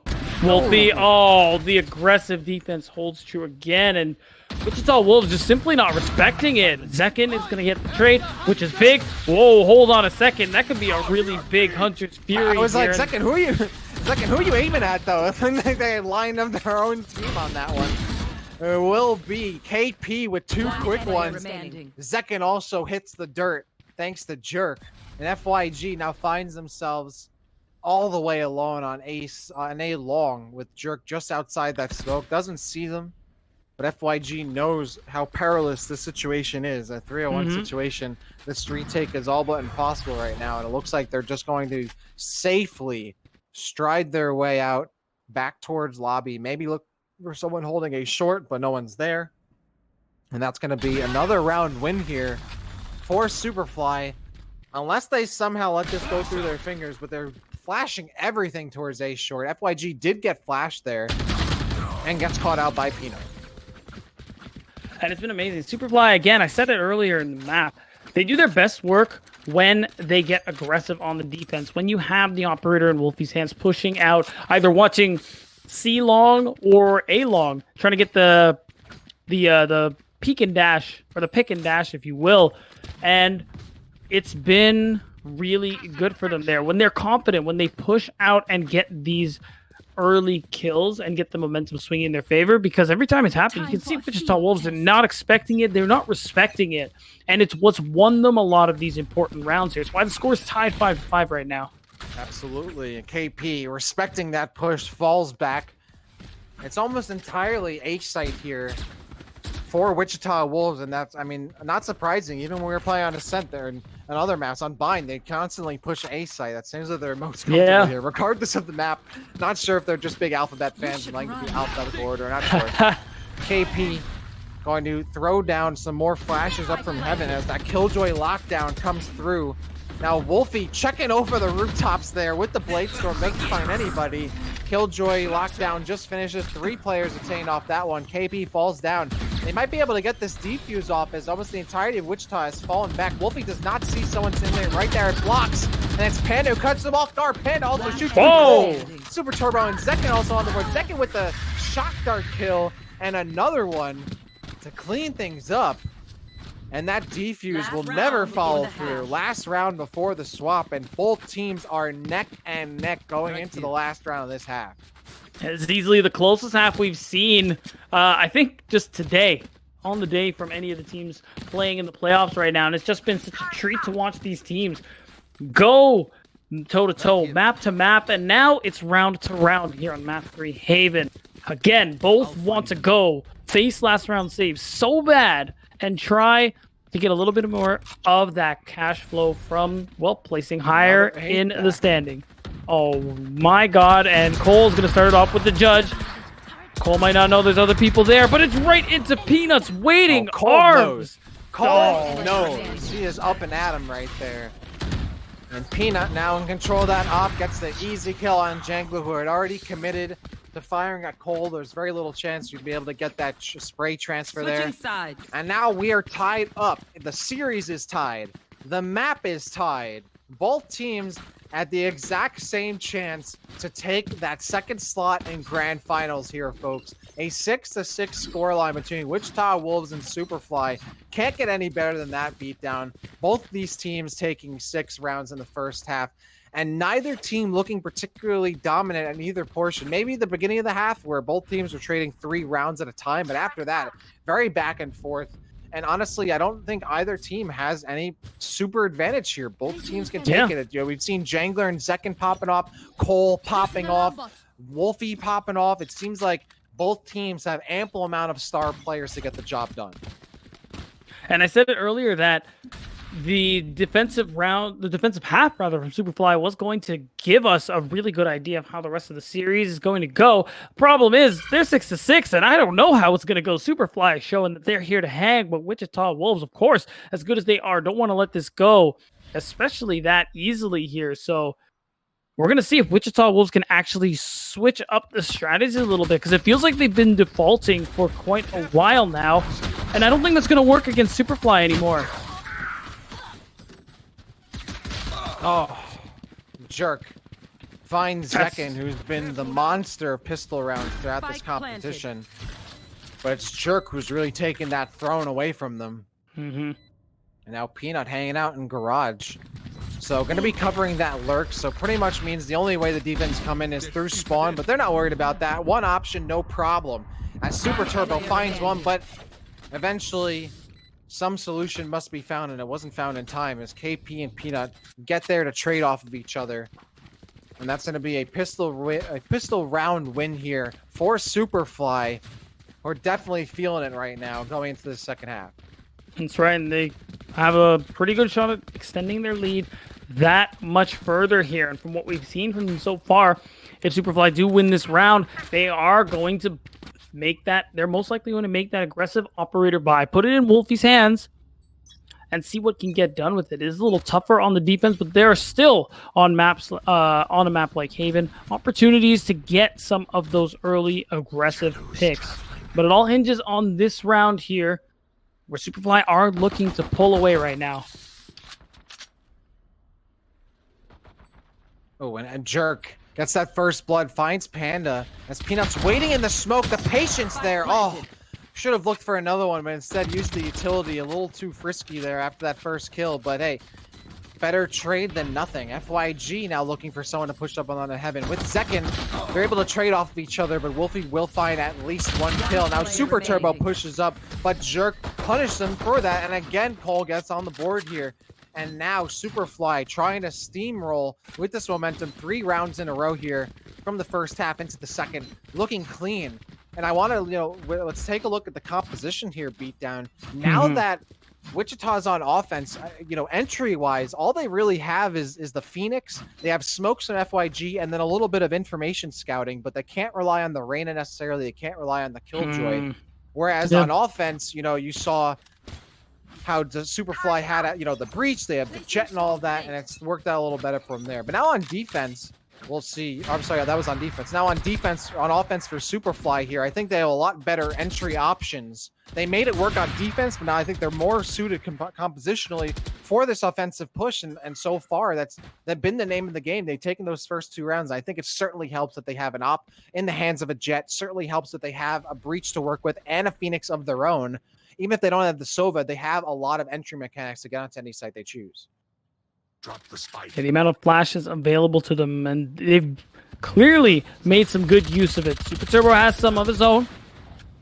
He's going to try and see what utility he can get out. Maybe some kills. He's shooting the right places, but isn't hard committing. We're going to see the running back come through. Oh, don't even have to trade. Jerk is going to take Super Turbo out. Gets his ult canceled, but you know what? We take those. SuperFly, though, are just having no trouble dispatching Wichita Wolves, as that's going to be a really easy push onto C site after they clear up some of that pesky Killjoy utility.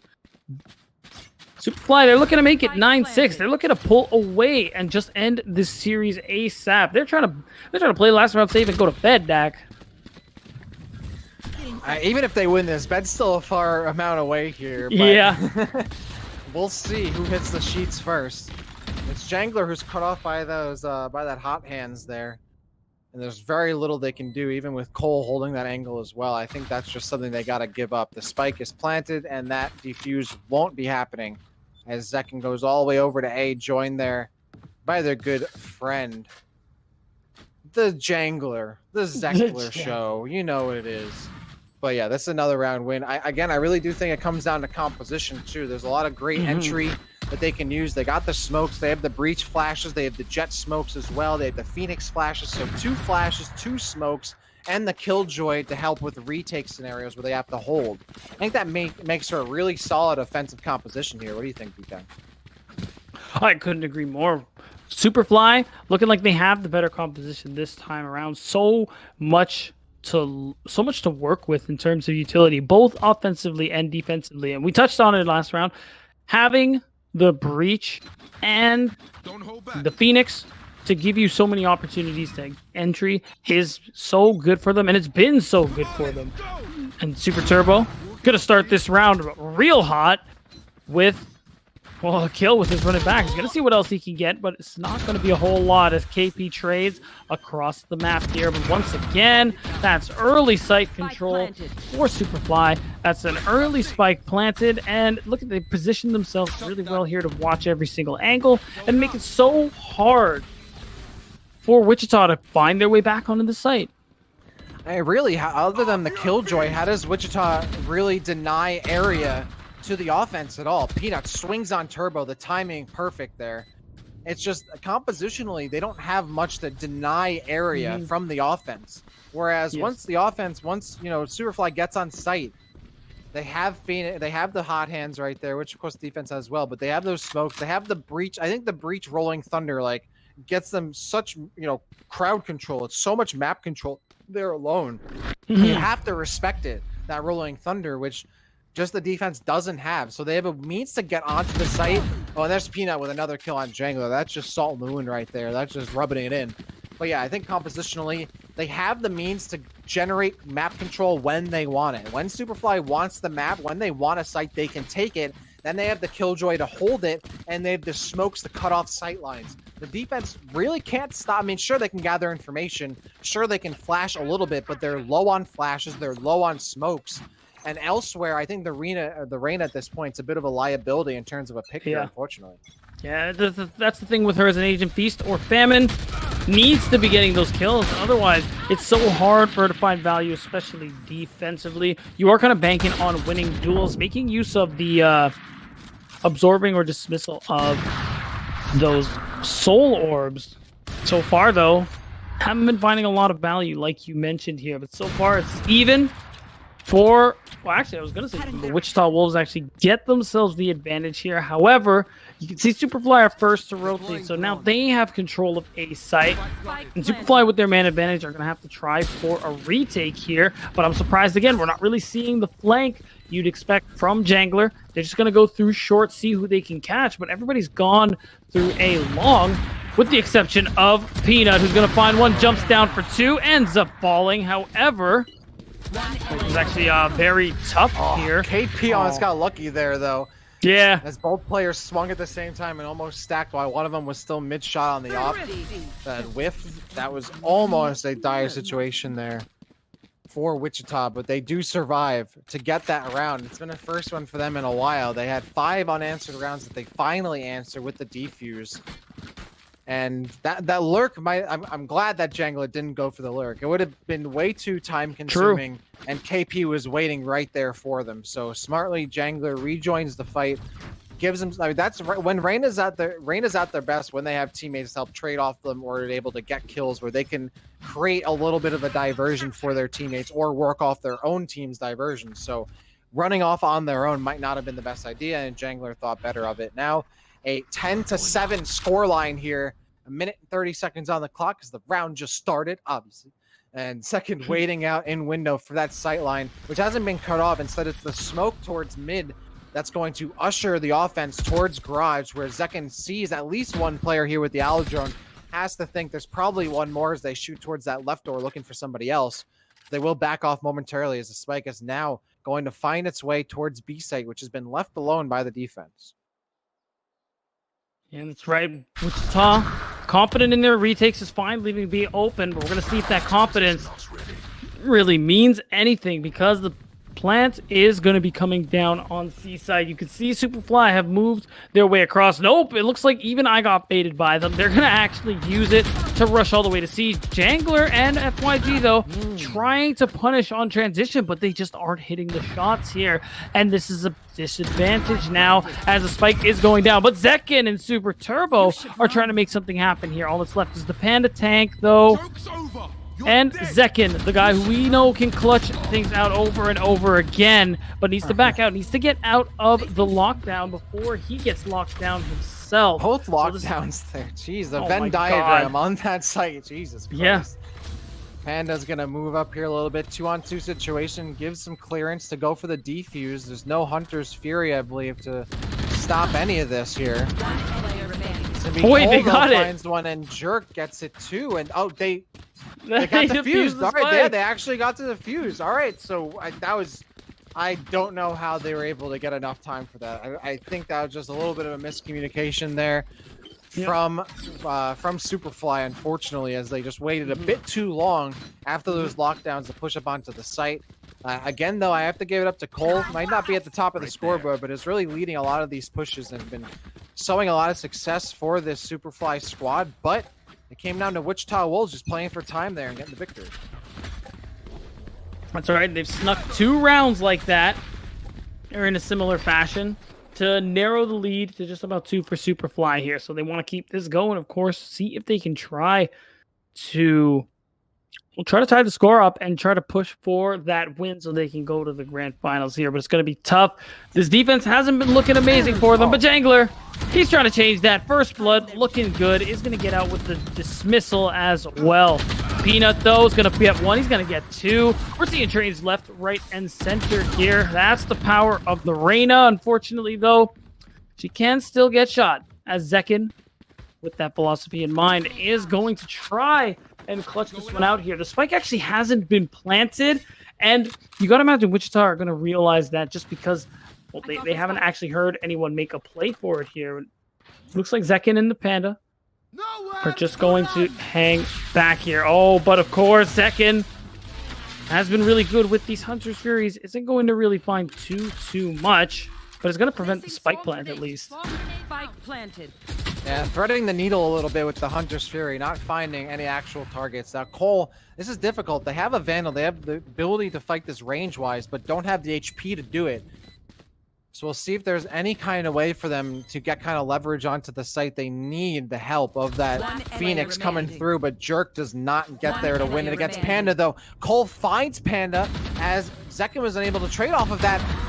But again, that HP deficit, just too much for Cole to make up here. And now we're just 1 round away from a tie game here, beatdown. Just like that, Wichita Wolves are back in the game. And I can't believe it. They actually managed to win a few in a row and bring it back within 1 here. And as a result, they are really, and they have a lot of economy working for them, though, even though these rounds have been a little scrappy, if you will. They have money to pick up the op once again, put it in the hands of the Panda tank, and see what value they can get out of it. It's looking like it will be on the side of C Long, but overall, Wichita Wolves really close to tying the score. This map has been neck and neck so far. Neither team wants to let this one go. And we'll see if SuperFly on this offense will be able to finish this up and get a lead. Thing is, though, they are walking into the Panda tank, but FYG actually gets taken out. Probably not expecting the Killjoy to walk that way. Yeah, Cole. Sometimes I feel like Cole is playing another character, right? Like, Yeah. This isn't the kind of style you'd see from a Killjoy, playing aggressively. But really, they just put their utility down to look for a flank, and then they just start rolling forward, leading the way as an entry fragger. That being said, Zekin will shut down Wolfie. Cole, though, again, in position for the trade. 3-on-3, though, as Panda still has that op ready to go. Super Turbo will find Jerk, and it's a hard push up here. The site is on, but their KP separated from their Omen, so they can't really trade off each other. And that's not going to happen as KP and Peanut both go down. It is a tie game. Wichita has clawed back Wolf style for 4 unanswered rounds of their own to make it 10-10.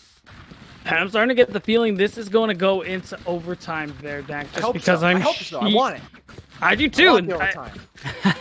I'm ready for it also. SuperFly, definitely not ready to let this one go yet. They have the money to continue on buying, and because it's been so back and forth, I don't think we've seen a save round in quite a little bit here. But overall, Wichita Wolves still have the operator going for them. A really good opening pick could be all they need to take the lead here. Super Turbo is going to start us off here with the run it back, try to see what info he can grab, maybe a kill, as we see the lockdown come through. Yeah, got at least the sight on the breach. Not sure if he saw everyone else going through mid, but at this point they certainly know. There's the lockdown thrown down, while this spike is still unplanted. Finally, though, getting up onto the site there, Phoenix. Jangler throwing some shots down, not going to find Pater. 4-on-4 situation still. The Sova, Zekin, who doesn't have the Hunter's Fury, looking for the lurk. And now going to try and make their way towards Garage. They know that the breach is still in window area, so they have to be a little careful pushing in towards mid. But otherwise, it's Jerk and Wolfie they really have to worry about here. And then Wolf and KP again swinging. Jerk goes down, but it was worth the trade. A 10-on-1 situation for Jangler to get things done. And Wolfie just shuts them down before Jangler even has time to breathe on that one. 11-10. There's no way that SuperFly is going to let them take this away from them. Wichita Wolves has now made it a game, but SuperFly has made it this far after being down that first map. They're not going to let it slip through their fingers. And no, they will not, Dak. You can see SuperFly 2 finally got to be in the position they wanted to, because look at Wichita Wolves buy. They have to eco this round so that they can full buy on the next one. If they're able to win this out, I can't think of the adjective to describe how phenomenal that would be.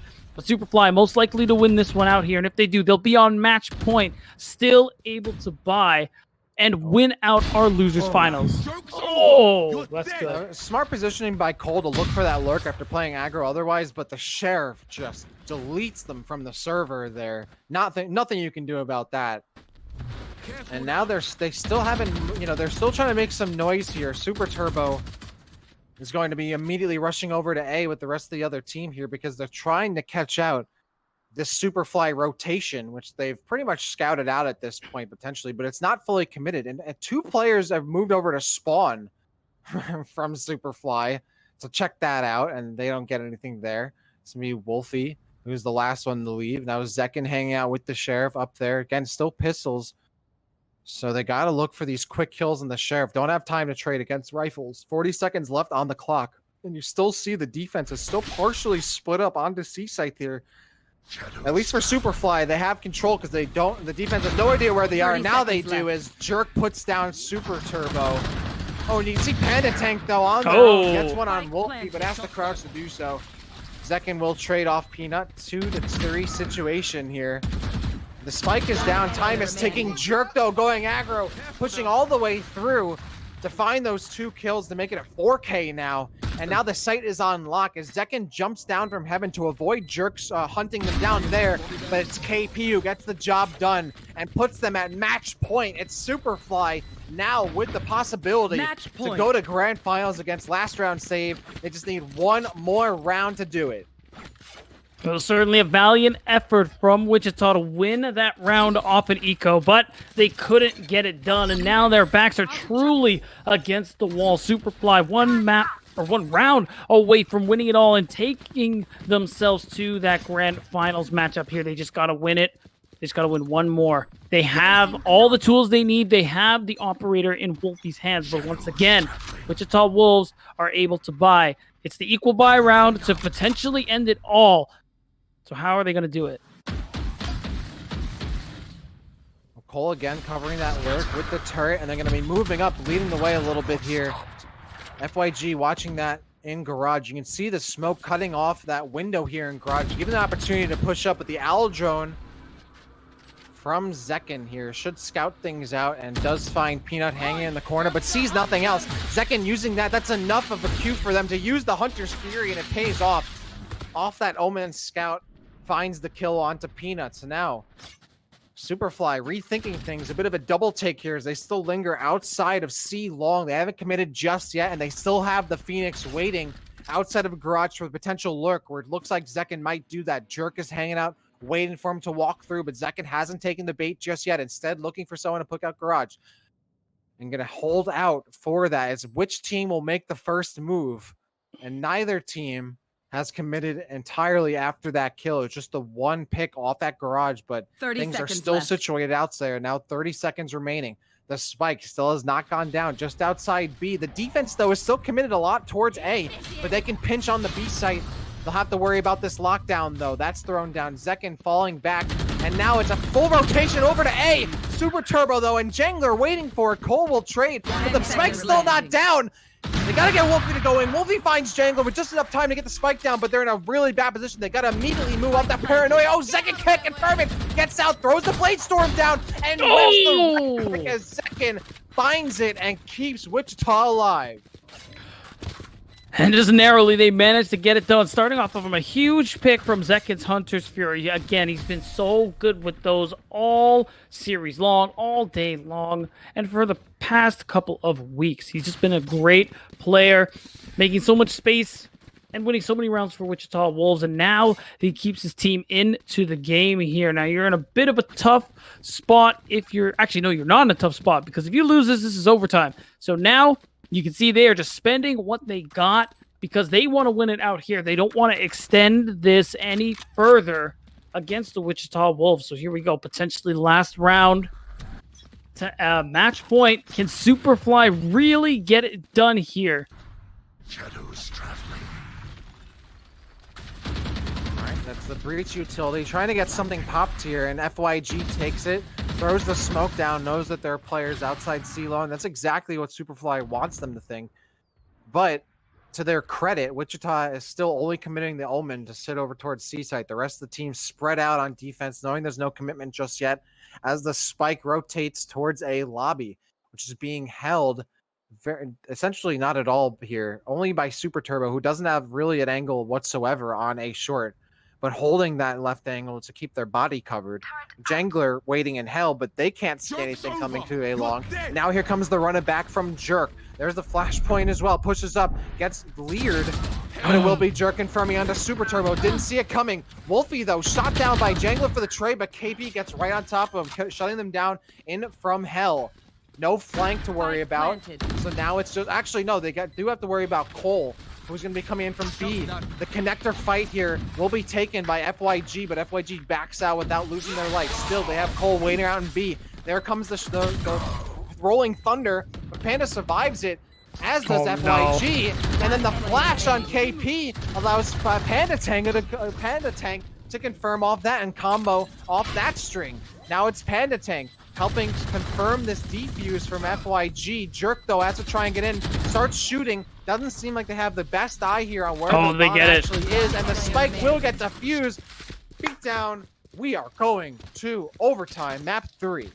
Dak, you got what you asked for. Wichita got it. Wolves are still clinging to this series as they take us into overtime. So there you go. Economic reset comes through. Everybody starts with 5,000 apiece, and SuperFly, they're cool betting it on Wolfie. No armor for him as he's going to spend all 5 Gs on that operator. And while being on the defense, hopefully he can get a nice pick onto a long, as it's been a while since he's aggressively traded from that position. They're hoping Wichita Wolves aren't expecting it. Mm-hmm. Wow, what a set between these two teams here. I gotta say, there are very few weaknesses for both. Both teams are reacting to rotations very well. They're not getting baited hard by, simple utility usage. This is great. KP just clearing things out a little bit at the garage, and here comes that recon. I wouldn't say the best. Oh, actually still gets caught by that recon arrow, but it's just the Phoenix being caught out there, so not too much to worry about there. It's a full push up onto B side. Peanut's waiting for it. They're gonna go right in with the smoke only on the right side here. Very low, but then the wall coming in and cycle just in time.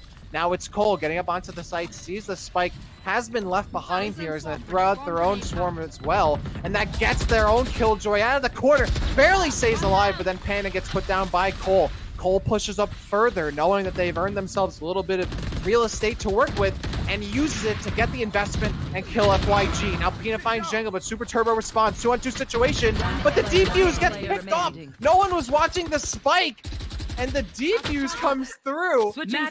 Wow, I cannot believe that they actually got away with that. And Wichita Wolves have to be kicking themselves, letting a defuse be stuck in a 2-on-2 situation right there. But what a scramble. I can't blame them for not realizing that was happening.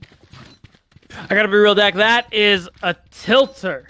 If you're the Wichita Wolves, you definitely gotta put on some chill music after this one. Gotta cool off after that one, because I would be furious if I was in that scenario. They still have the chance, though, to bring this one back. They're now playing from behind.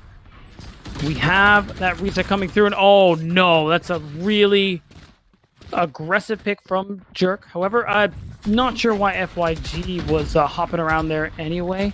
Still, though, not a good start to the round here, and it's looking like even though they got that pick, they're going to start off trades coming back and forth. This is heavily favored Wichita SuperFly. They might be able to take this one out. Only one person left. Dak, I think they're going to do it. The Panda Tank is the only one left here. Oh, Panda Tank. Thought they were just going to hold on to their ball and go home, but yeah. Going to make one last-ditch effort here to try and win this 1v4 and keep Wichita Wolves alive.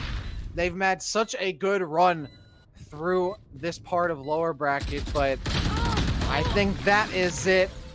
It's all been said and done, and Wolfie with that final one. OT did not last very long, but I'm glad we reached there, and I'm sure SuperFly is as well. They have earned themselves a right to face off against last round save in grand finals after a 14-12 win on Haven for that third and final map here in lower bracket finals. Beat down, I'd say, an absolutely fantastic series. Couldn't agree more, Dak. Absolute banger set of games from both of these teams. And man, I gotta be honest, I wrote off SuperFly after game one. I'm sure you did too. I'm sure even the most devout SuperFly. You did it. Oh, that's right. You did it. You're right. You're right. I'm sorry. I will not put words into your mouth. But I think after map one, you've really got to think that Wichita Wolves are just going to take that one. They're so clean. That's how all their maps start, or all their matches start out, with a roll on the first map, right into a roll on the second. But the SuperFly was different. They weren't demoralized by getting rolled in map one. They bring it back and show a very strong showing map two. And then they keep it tight, but clutching it out in the end, map three. So they absolutely deserve this win. I'll take back what I said, to be real, and congrats to them for making it to the grand finals. Absolutely. I mean, honestly, I got to give a lot of kudos to Wichita Wolves. It's not easy coming off of a previous set and then going the distance on 3 maps in the next set and winning that as well.